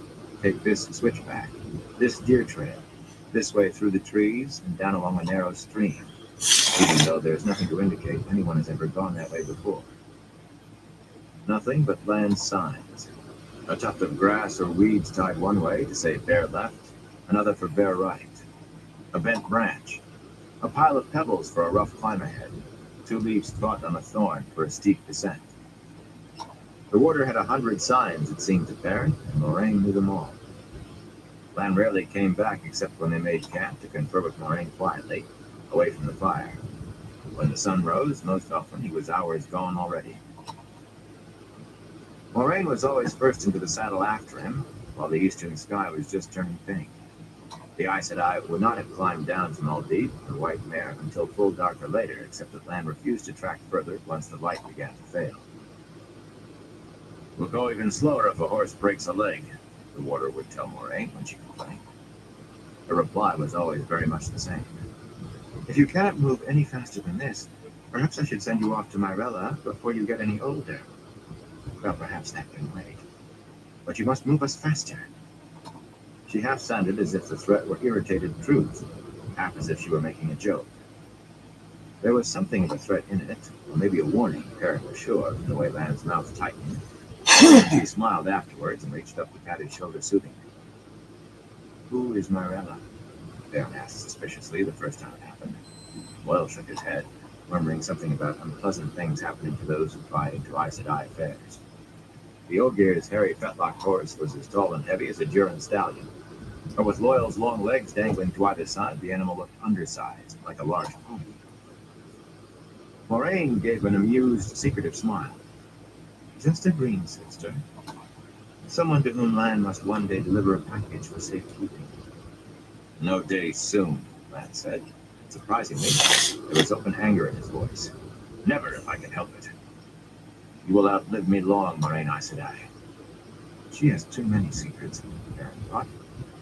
But asked no more about a subject that could crack the warder's iron self-control. The Aes Sedai had a blanket-wrapped bundle tied behind her saddle. The dragon banner. Perrin was uneasy about having it with them, but Moraine had neither asked his opinion nor listened when he offered it. Not that anyone was likely to recognize it if he saw it, that he hoped she was as good at keeping secrets from other people as she was at keeping them from him. In the beginning, at least, it was a boring journey. One cloud-capped mountain was very much like another, one pass little different from the next. Supper was usually rabbit, dropped by stones from Perrin's sling. He did not have so many arrows as to risk shooting at rabbits in that rocky country. Breakfast was cold rabbit, more often than not, and the midday meal the same, eaten in the saddle. Sometimes when they camped near a stream and there was still light enough to see, he and Loyal caught mountain trout, lying on their bellies, hands elbow deep in the cold water, tickling the greenbacked fish out from under the rock ledges where they hid. Loyal's fingers, big as they were even more deft at it than Perrin's. Once, 3 days after setting out, Moraine joined them, stretching herself out on the stream side and undoing rows of furl buttons to roll up her sleeves as she asked how the thing was done. Perrin exchanged surprised looks with one. The Ogier shrugged. "It is not that hard, really," Perrin told her. "Just bring your hand up from behind the fish and underneath, as if you're trying to tickle its belly. Then you pull it out. It takes practice, though. You might not catch anything the first few times you try." "I tried for days before I ever caught anything," Loyal added. He was already easing his huge hands into the water, careful to keep his shadow from scaring the fish. "As difficult as that," Moraine murmured. Her hands slipped into the water, and a moment later came out with a splash, holding a fat trout that thrashed the surface. She laughed with delight as she tossed it up onto the bank. Perrin blinked at the big fish flopping in the fading sunlight. It must have weighed at least 5 pounds. "You were very lucky," he said. "Trout that size don't often shelter under a ledge this small. We'll have to move upstream a bit. It will be dark before any of them settle under this ledge again." "Is that so?" Moraine said. "You two go ahead. I think I will just try here again." Perrin hesitated a moment before moving up the bank to another overhang. She was up to something, but he could not imagine what. That troubled him. belly down and careful not to let his shadow fall on the water, he peered over the edge. Half a dozen slender shapes hung suspended in the water, barely moving a fin to hold their places. All of them together would not weigh as much as Moraine's fish, he decided with a sigh. If they were lucky, he and Loyal might take 2 apiece, but the shadows of trees in the far bank already stretched across the water. Whatever they caught now would be it. Loyal's appetite was big enough by itself to swallow those 4, and most of the bigger fish, too. Loyal's hands were already easing up behind one of the trout. Before Perrin could even slide his hands into the water, Moraine gave a shout. 3 should be enough, I think. The last 2 are bigger than the first. Perrin gave Loyal a startled look. She can't have. The Ogier straightened, sending the small trout scattering. She is Aes Sedai, He said simply. Sure enough, when they returned to Moraine, 3 big trout lay on the bank. She was already buttoning her sleeves up again. Perrin thought about reminding her that whoever took the fish was supposed to clean them too, but just at that moment she caught his eye. There was no particular expression on her smooth face, but her dark eyes did not waver, and they appeared to know what he was going to say, and to have dismissed it out of hand already. When she turned away, it seemed somehow too late to say anything. Muttering to himself, Perrin pulled out his belt knife and set to gutting and heading. All of a sudden, she's forgotten about sharing the chores, it seemed. I suppose she'll want us to do the cooking as well, and the cleaning up after. no doubt she will. Loyal said without pausing over the fish he was working on. She is Aes Sedai. I seem to remember hearing that somewhere. Perrin's knife ripped into the fish. The Shinarans might have been willing to run around fetching and carrying for her, but there are only 4 of us now. We should keep on turn and turn about. It's only fair. Loyal gave a great snort of laughter. I doubt she sees it that way. First, she had to put up with Rand arguing with her all the time, and now you're ready to take over for him. As a rule, Aes Sedai do not let anyone argue with them. I expect she means to have us back in the habit of doing what she says by the time we reach the first village. A good habit to be in, Lance said, throwing back his cloak. In the fading light, he had appeared out of nowhere. Perrin nearly fell over from surprise, and Loyal's ears went stiff with shock. Neither of them had heard the warder's step. A habit you should never have lost, Lan added, then strode up toward Moraine and the horses. His boots barely made a sound, even on that rocky ground. Once he was a few paces away, the cloak hanging down his back gave him the uneasy appearance of a disembodied head and arms drifting up from the stream. We need her to find Rand, Perrin said softly, but I am not going to let her shape my life anymore. He went back to his cleaning vigorously. He meant to keep that promise. He really did. But during the days that followed, in some way he did not quite understand, he found that he and Laura were doing the cooking and the cleaning up, and any other little chore that Moraine thought of. He even discovered that somehow or other he had taken over tending Aldiv every night, unsaddling the mare and rubbing her down while Moraine settled herself, apparently deep in thought. Loyal gave in to it as inevitable, but not Perrin. He tried resisting, but it was hard to resist when she made a reasonable suggestion, and a small one at that.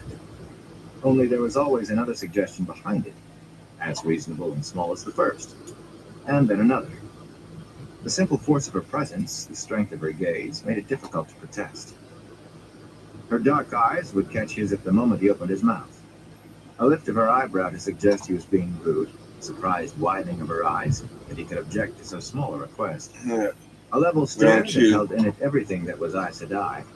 All these things could make him hesitate. And once he hesitated, there was never any recovering lost ground. He accused her of using the one power on him, though he did not really think that was it. And she told him not to be a fool. He began to feel like a piece of iron, trying to stop a smith from hammering it into a scythe. The mountains of mist gave way abruptly to the forested foothills of Uladon, the land that seemed all up and down, but never very high.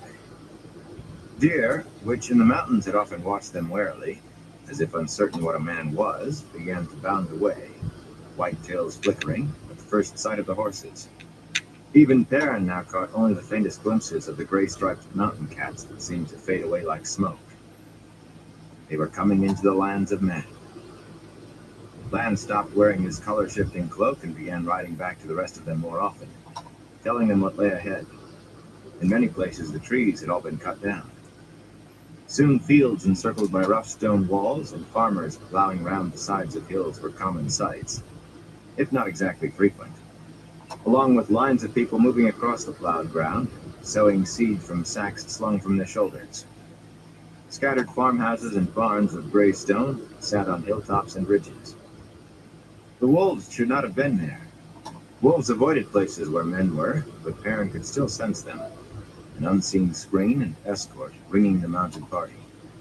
Impatience filled him, impatience to reach a village or a town, any place where there were enough men to make the wolves go away.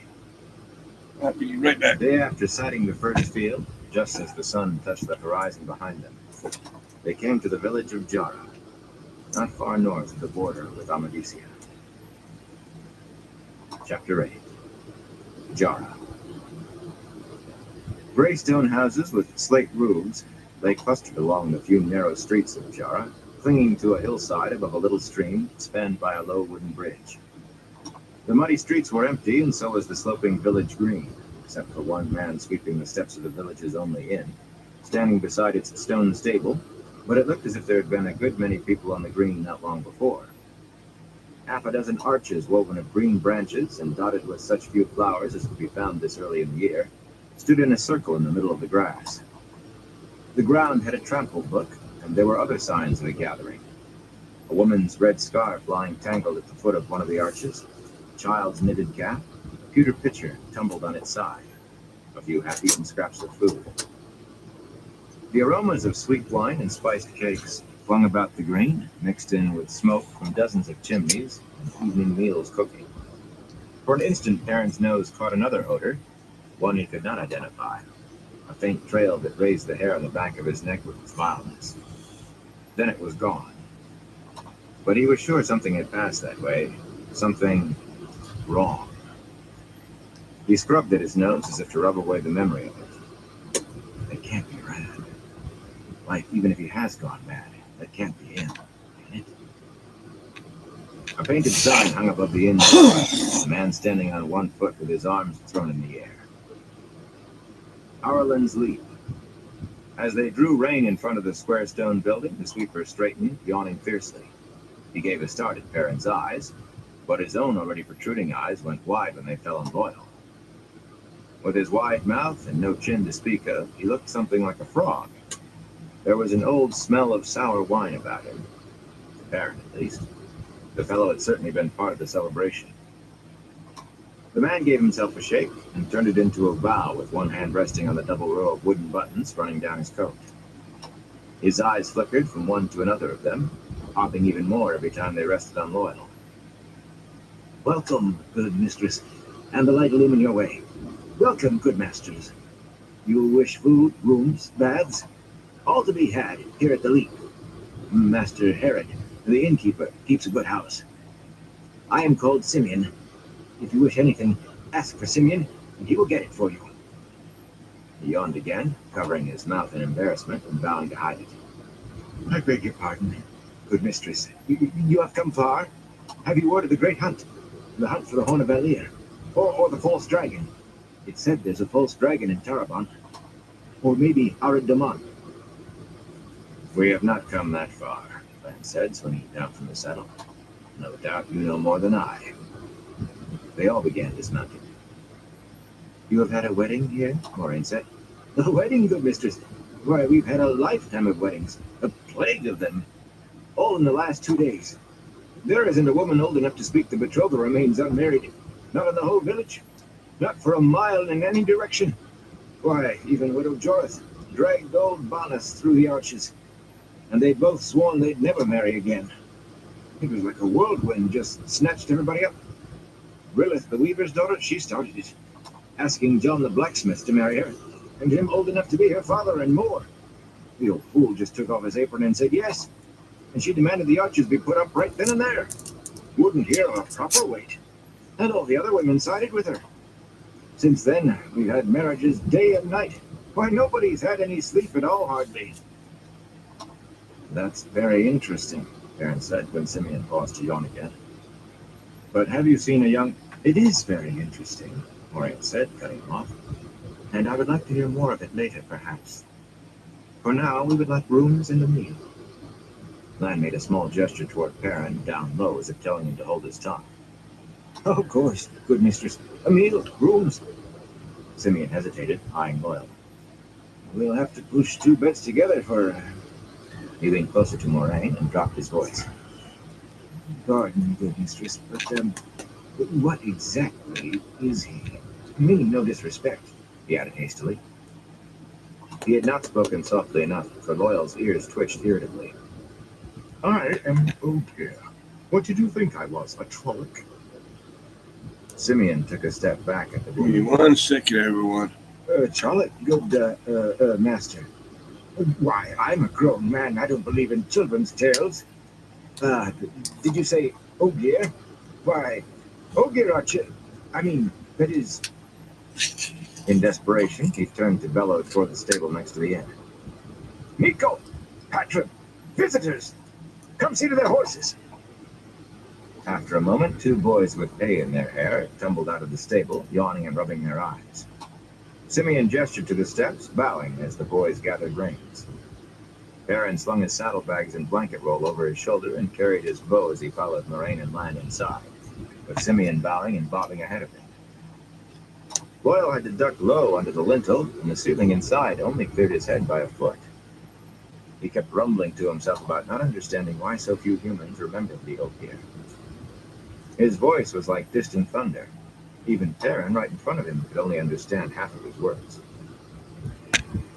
The inn smelled of ale and wine, cheese and weariness, and the aroma of roasting mutton drifted from somewhere in the back. The few men in the common room sagged over their rugs as if they would really round like to lie two's down on the almost benches and go to sleep. One plump serving woman was drawing a mug of ale from one of the barrels at the end of the room. The innkeeper himself, in a long white apron, sat on a tall stool in the corner, leaning against the wall. As the newcomers entered, he lifted his head, bleary-eyed. His jaw dropped at the sight of Loyal. Visitors, Master Harrod, Simeon announced. They want rooms. Master Harrod? He's an Ogier, Master Harrod. The serving woman turned and saw Loyal and dropped the mug with a clatter. None of the weary men at the tables even looked up. One had put his head down on the table and was snoring. Loyal's ears twitched violently. Master Harrod got to his feet slowly, eyes fastened on Loyal, smoothing his apron all the while. At least he is in a white cloak, he said at last. Then he gave a start as if surprised he had spoken aloud. That is to say, welcome, good mistress, good masters. Forgive my lack of manners, I can only plead tiredness, good mistress. He darted another glance at Loyal and mouthed, Ogier, with a look of disbelief. Loyal opened his mouth, but Moraine forestalled him. As your man said, good innkeeper, I wish rooms for my party for the night and a meal. Oh, of course, good mistress, of course. Simeon, show these good people to my best rooms, so they can put down their belongings. I'll have a fine meal laid out for you when you return, good mistress. If it pleases you to follow me, good mistress, Simeon said. Good masters. He bowed the way to stairs at one side of the common room. Behind them, one of the men at the tables suddenly exclaimed, What in the name of the light is that? Master Harrod began explaining about Ogier, making it sound as if he were quite familiar with them. Most of what Perrin heard before they left the voices behind was wrong. Loyal's ears twitched without stop. On the second floor, the Ogier's head came near to brushing along the ceiling. The narrow corridor was growing dark, with only the sharp light of sunset through a window next to the door at the far end. The candles in the rooms, good mistress, Simeon said. I should have brought a lamp. My head is still spinning from all those weddings. I'll send someone up to light the fire if you wish. And you'll want wash water, of course. He pushed open a door. Our best room, good mistress. We don't have not many strangers, you see, but this is our best. I'll take the one next to it, Lance said. He had Moraine's blanket roll and saddlebags on his shoulder, as well as his own, the bundle containing the dragon banner, too. Oh, good master, that's not a very good room at all. Narrow bed, cramped, meant for a servant, I suspect. As if we'd ever have anybody here who had a servant. Begging your pardon, good mistress. I will take it anyway, Lance said firmly. Simeon, Moraine said, does Master Herod dislike the children of the light? Well, he does, good mistress. He didn't, but he does. It isn't good policy disliking the children, not so close to the border as we are. They come through Jara all the time, like there wasn't any border at all. But there was trouble yesterday. A fistful of trouble. And with the weddings going on and all. What happened, Simeon? The man looked at her sharply before answering. Perrin did not think anyone else saw how sharply in the dimness. There was about 20 of them come day before yesterday. No trouble then. But yesterday, why, 3 of them up and announced they weren't children of the light anymore. They took off their cloaks and just rode away. Van grunted. White cloaks swear for life. What did their commander do? Why, he must have done something, you can be sure, good master. But another of them announced he was off to find the Horn of Alir. Anyway, still another said they would be hunting a dragon. That one said he was going to Almost Plain when he left. Then some of them started saying things to women in the streets. Things they shouldn't have. And grabbing it.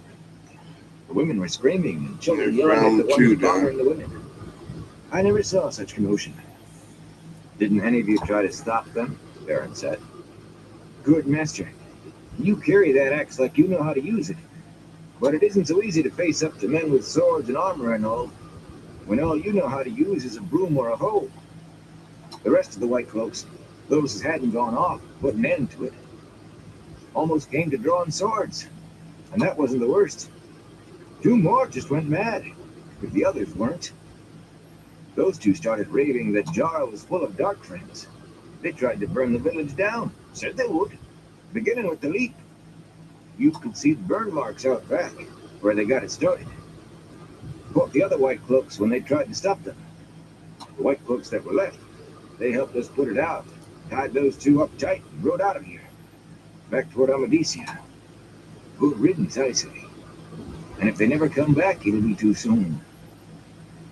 Rough behavior, Lance said, even for White Cloaks. Simeon bobbed his head in agreement. As you say, good master. They never acted like that before. Swagger around, yes. Look at you like you were dirt. And poke their noses in where they hadn't any business. But they never caused trouble before. Not like that, anyway. They are gone now, Moraine said, and trouble's with them. I am sure we will pass a quiet night. Perrin kept his mouth shut, but he was not quiet inside. All these weddings in White Cloaks are all very well, but I'd sooner know if Rand stopped here, and which way he went when he left. That smell couldn't have been him. He let Simeon guide him on down the hall to another room, with 2 beds and a washstand, a pair of stools, and not much else. Loyal stooped to put his head through the doorway. Only a little light came in by the narrow windows. The beds were big enough, with blankets and comforters folded at the foot, but the mattresses looked lumpy. Simeon fumbled in the mantel above the fireplace until he found a candle and a tinderbox to get it alight. I'll see about getting some beds put together for you, good, oh dear. Yes, just a moment now.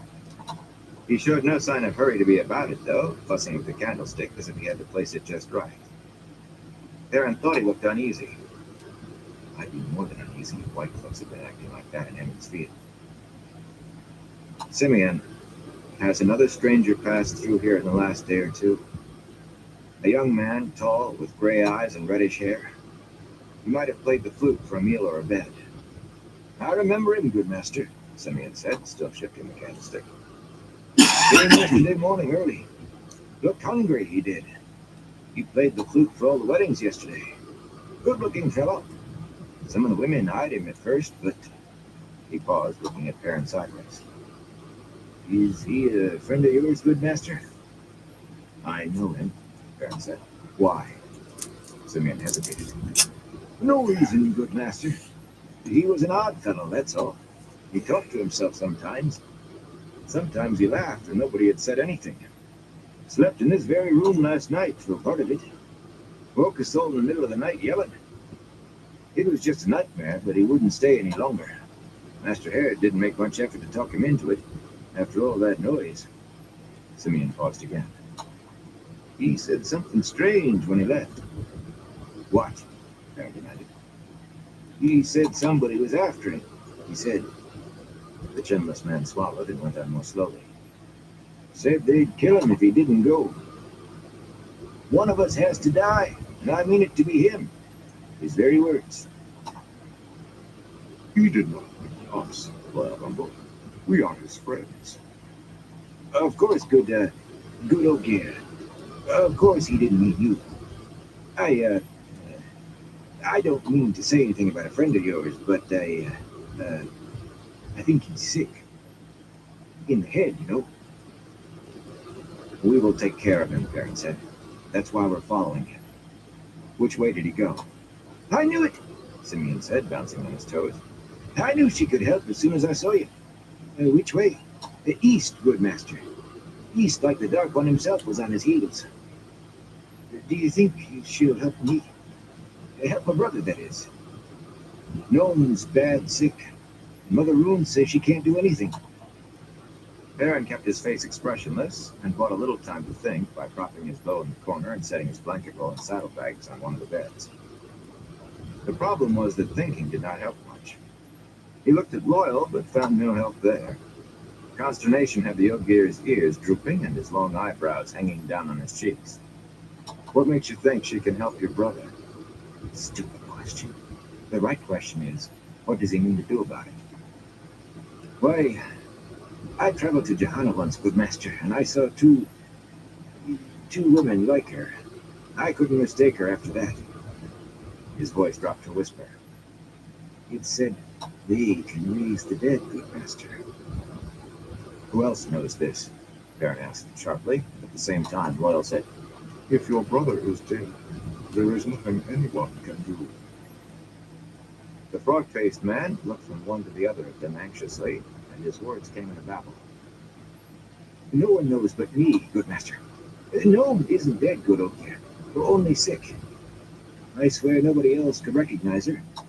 Even Master Harrod's never been more than 20 miles from here in his life.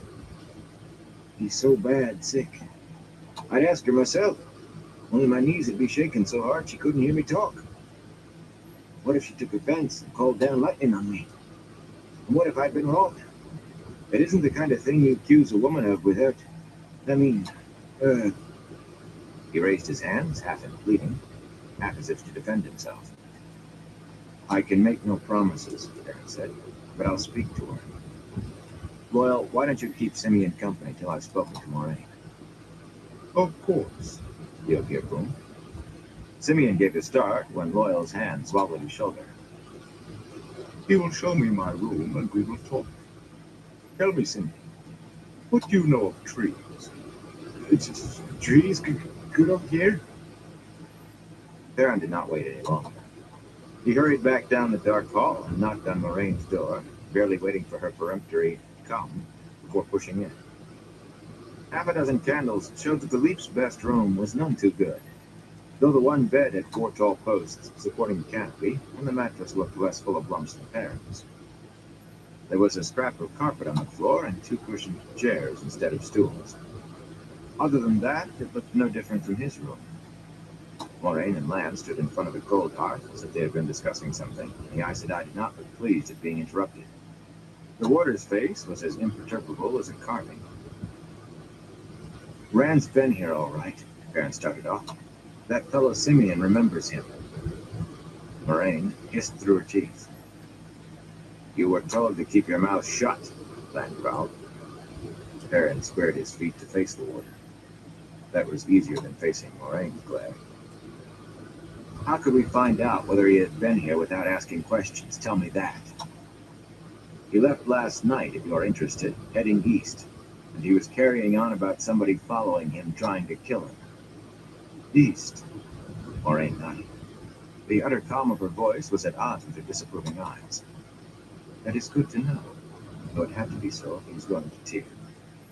But I was fairly certain he had been here even before I heard about the white folks, and they made it a certainty. Rand is almost surely right about one thing there. I cannot believe we are the only ones trying to find him. If they find out about us, they may well try to stop us. We have enough to contend with trying to catch up to Rand without that. You must learn to hold your tongue until I tell you to speak. The White Cloaks? Baron said incredulously. Hold my tongue. Burn me if I will. How could they tell you Rand's madness? Is it catching? Not his madness, Warren said. If he is far enough gone yet to be called mad. Baron, he is more strongly Taviran than anyone since the Age of Legends. Yesterday in this village, the pattern shaped itself around him like clay shaped on a mold. The weddings, the white cloaks, these were enough to say Rand had been here, for anyone who knew to listen. Baron drew a long breath. And this is what we'll find everywhere he's been? Right, if there are shadow spawn after him, they can track him as easily as we can. Perhaps, Moraine said. Perhaps not. No one knows anything about Taviran as strong as Rand. For just a moment, she sounded vexed at not knowing. Arthur Hawkwing was the most strongly Taviran of whom any writings remain. And Hawkwing was in no way as strong as Rand. It is said, Rand put in, that there were times when people in the same room with Hawkwing spoke truth when they meant to lie, made decisions when they had not even known they were contemplating. Times when every toss of the dice, every turn of the cards went his way. But only times. You mean you don't know, Theron said. He could leave a trail of weddings and white cloaks gone mad all the way to Tyr. I mean I know as much as there is to know, Moraine said sharply. Her dark-eyed gaze chastised Theron like a whip. The pattern weaves finely around Taviran, and others can follow the shape of those threads if they know where to look. Be careful your tongue does not unravel more than you can know. In spite of himself, Theron hunched his shoulders as if she were delivering real blows. Well, you had better be glad I opened my mouth this time. Simeon knows your Aes Sedai. He wants you to heal his brother Gnome of some sickness. If I hadn't talked to him, he would never have worked up nerve enough to ask. But he might have started talking among his friends. Lan caught Moraine's eye, and for a moment they stared at one another. The warder had the air about him of a wolf about to leap. Finally, Moraine shook her head. No, she said. As you wish. It is your decision. Lan sounded as if he thought she had made the wrong one, but the tension left him. Perrin stared at them. You were thinking of... Simeon couldn't tell anyone if he were dead, could he? He will not die by my actions, Moraine said. But I cannot and will not promise that it will always be so. We must find Rand, and I will not fail in that. Is that spoken plainly enough for you? Caught in her gaze, Baron could make no answer. She nodded as if his silence were answer enough. Now take me to Simeon. The door to Loyal's room stood open, spilling a pool of candlelight into the hall. The two beds inside had been pushed together, and Loyal and Simeon were seated on the edge of one. The chinless man was staring up at Loyal with his mouth open, and an expression of wonder in his face. Oh, yes, the study are wonderful, Loyal was saying. There is such peace there under the great trees. You humans may have your wars and strife, but nothing ever troubles the steady. We tend the trees and live in harmony. He trailed off when he saw Moraine, with Lan and Perrin behind her. Simeon scrambled to his feet, bowing and backing away until he came up against the far wall. Good mistress. Even then, he continued bobbing like a toy on a string. Show me to your brother, Moraine commanded. I will do what I can. Perrin, you will come too, since this good man spoke to you first. Lan lifted an eyebrow, and she shook her head. If we all go, we might attract attention. Perrin can give me what protection I need. Lan nodded reluctantly, then gave Perrin a hard look. See that you do, blacksmith. If any harm befalls her. His cold blue eyes finished the promise. Simeon snatched one of the candles and scurried into the hallway, still bowing so the candlelight made their shadows dance. This way, good mistress, this way. Beyond the door at the end of the hall, outside stairs led down to a cramped alleyway between inn and stable. Night shrank the candle to a flickering pinpoint. The half moon was up in a star-flecked sky, giving more than enough light for Perrin's eyes. He wondered when Moraine would tell Simeon he did not have to keep bowing, but she never did. The Aes Sedai glided along, clutching her skirts to keep them out of the mud, as though the dark passage were a palace hall and she a queen. The air was already cooling. Nights still carried echoes of winter. This way. Simeon led them back to a small shed behind the stable and hurriedly unbarred the door. This way, Simeon pointed. There, good mistress, there. My brother Gnome. The far end of the shed had been barred off with slats of wood, hastily by the rough look of it. A stout iron lock and a hasp held shut a crude door of wooden slats. Behind those bars, a man lay sprawled on his stomach on the straw-covered floor. He was barefoot, his shirt and breeches ripped as if he had torn at them without knowing how to take them off. There was an odor of unwashed flesh that Perrin thought even Simeon and Moraine must smell. Gnome lifted his head and stared at them silently, without expression. There was nothing at all about him to suggest he was Simeon's brother. He had a chin, for one thing, and he was a big man with heavy shoulders. That was not what staggered Perrin. Gnome stared at them with burnished, golden eyes. He'd been talking crazy almost a year, good mistress, saying he could talk with wolves. And his eyes. Simeon darted a glance at Perrin. Well, he'd talked about it when he'd drunk too much. Everybody laughed at him. Then a month or so ago, he didn't come to town. I went out to see what was the matter, and I found him. Like this. Cautiously, unwillingly, Perrin reached out toward Gnome as he would have toward a wolf. Running through the woods with the cold wind in his nose. Quick dash for cover, teeth snapping at hamstrings. Taste of blood, rich on the tongue. Kill! Perrin jerked back as he would have from a fire. Sealed himself off. They were not thoughts at all, really. Just a chaotic jumble of desires and images, part memory, part yearning. But there was more wolf there than anything else. He put a hand to the wall to steady himself. His knees felt weak. Might help me.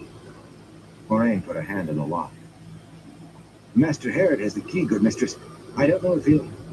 She gave a tug, and the lock sprang open. Simeon gaped at her. She lifted the lock free of the hasp, and the chinless man turned to Perrin. Is that safe, good master? He's my brother, but he bit Mother Room when she tried to help, and he killed a cow with his teeth. He finished faintly. Moraine, Perrin said. The man is dangerous. All men are dangerous, she replied in a cool voice. Now be quiet. She opened the door and went in. Perrin held his breath. At her first step, Gnome's lips peeled back from his teeth and he began to growl. A rumble that deepened till his whole body quivered. Moraine ignored it.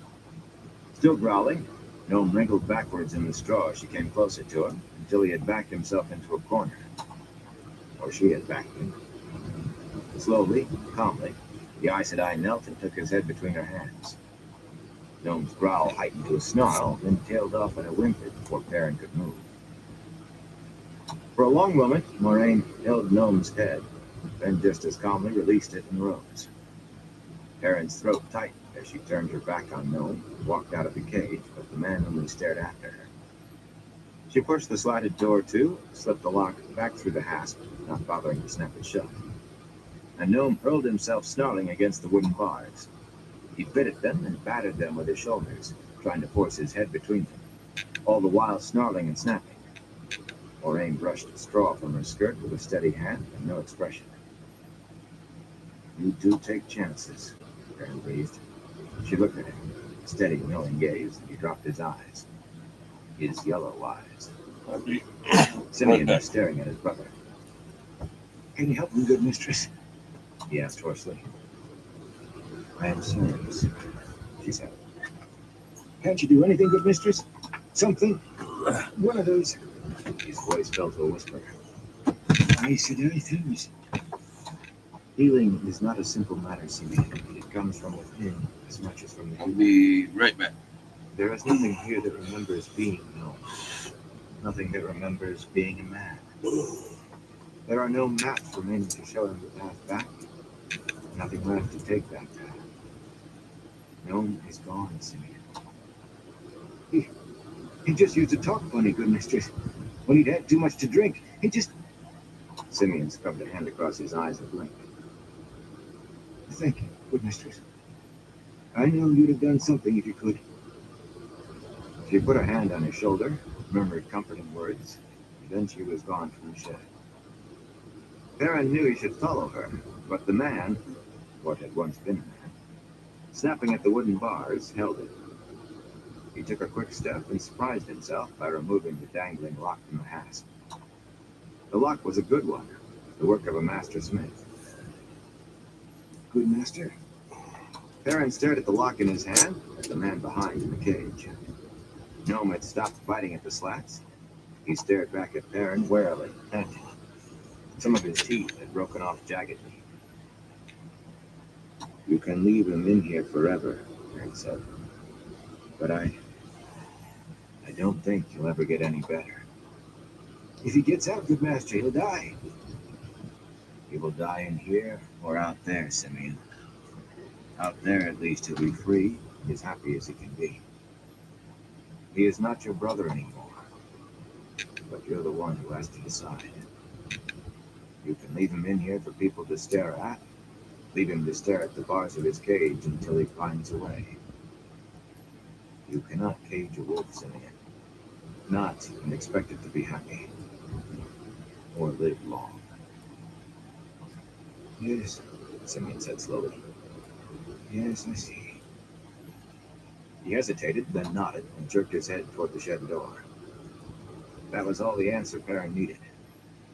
He swung back the slatted door and stood aside. For a moment, Gnome stared at the opening. 1 second, I gotta Abruptly, put he darted my out of the light back cage, on my running on all bathroom. fours, but with surprising agility. Out of the cage, out of the shed, and into the night. My eldest brother, Perrin thought. I suppose it's better for him to be free. Simeon gave himself a shake. But I don't know what Master Herod will say when he finds that door standing open and Gnome gone. Perrin shut the cage door. The big lock made a sharp click as he refastened it. Let him puzzle that out. Simeon barked a quick laugh, abruptly cut off. He'll make something out of it. They all will. Some of them say Gnome turned into a wolf, fur and all, when he bit Mother Rune. It's not true, but they say it. Shivering, Perrin leaned his head against the cage door. He may not have fur, but he is a wolf.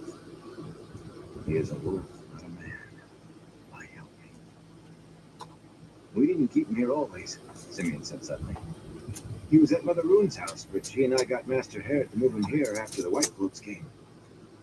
They always have a list of names. Dark friends they're looking for. It was Gnome's eyes, you see. One of the names the White Cloaks had was a fellow named Pt.2, a blacksmith. They said he has yellow eyes and runs with wolves. You see why I didn't want them to know about Gnome. Perrin turned his head enough to look at Simeon over his shoulder. Do you think this Pt.2 is a dark friend? A dark friend wouldn't care if my brother died in a cage. I suppose she found you soon after it happened, in time to help. Wish she'd come to Jara a few months ago. Perrin was ashamed that he had ever compared the man to a frog. I wish she could have done something for him. Or me, I wish she could. Suddenly it burst on him that the whole village must know about Gnome. About his eyes. Simeon, would you bring me something to eat in my room? Master Herod and the rest might have been too taken with staring at Loyal to notice his eyes before, but they surely would if he ate in the common room. Of course, and in the morning too. You don't have to come down until you're ready to get on your horse. You are a good man, Simeon. A good man. Simeon looked so pleased that Perrin felt ashamed all over again. Chapter 9. Okay. All right, everyone. I'm gonna call into a slide for tonight. mainly because my back's killing me because of this chair. But I want to thank everyone for stopping by and everyone who keeps stopping by. I appreciate all y'all's support. Until next time, everyone, y'all stay safe.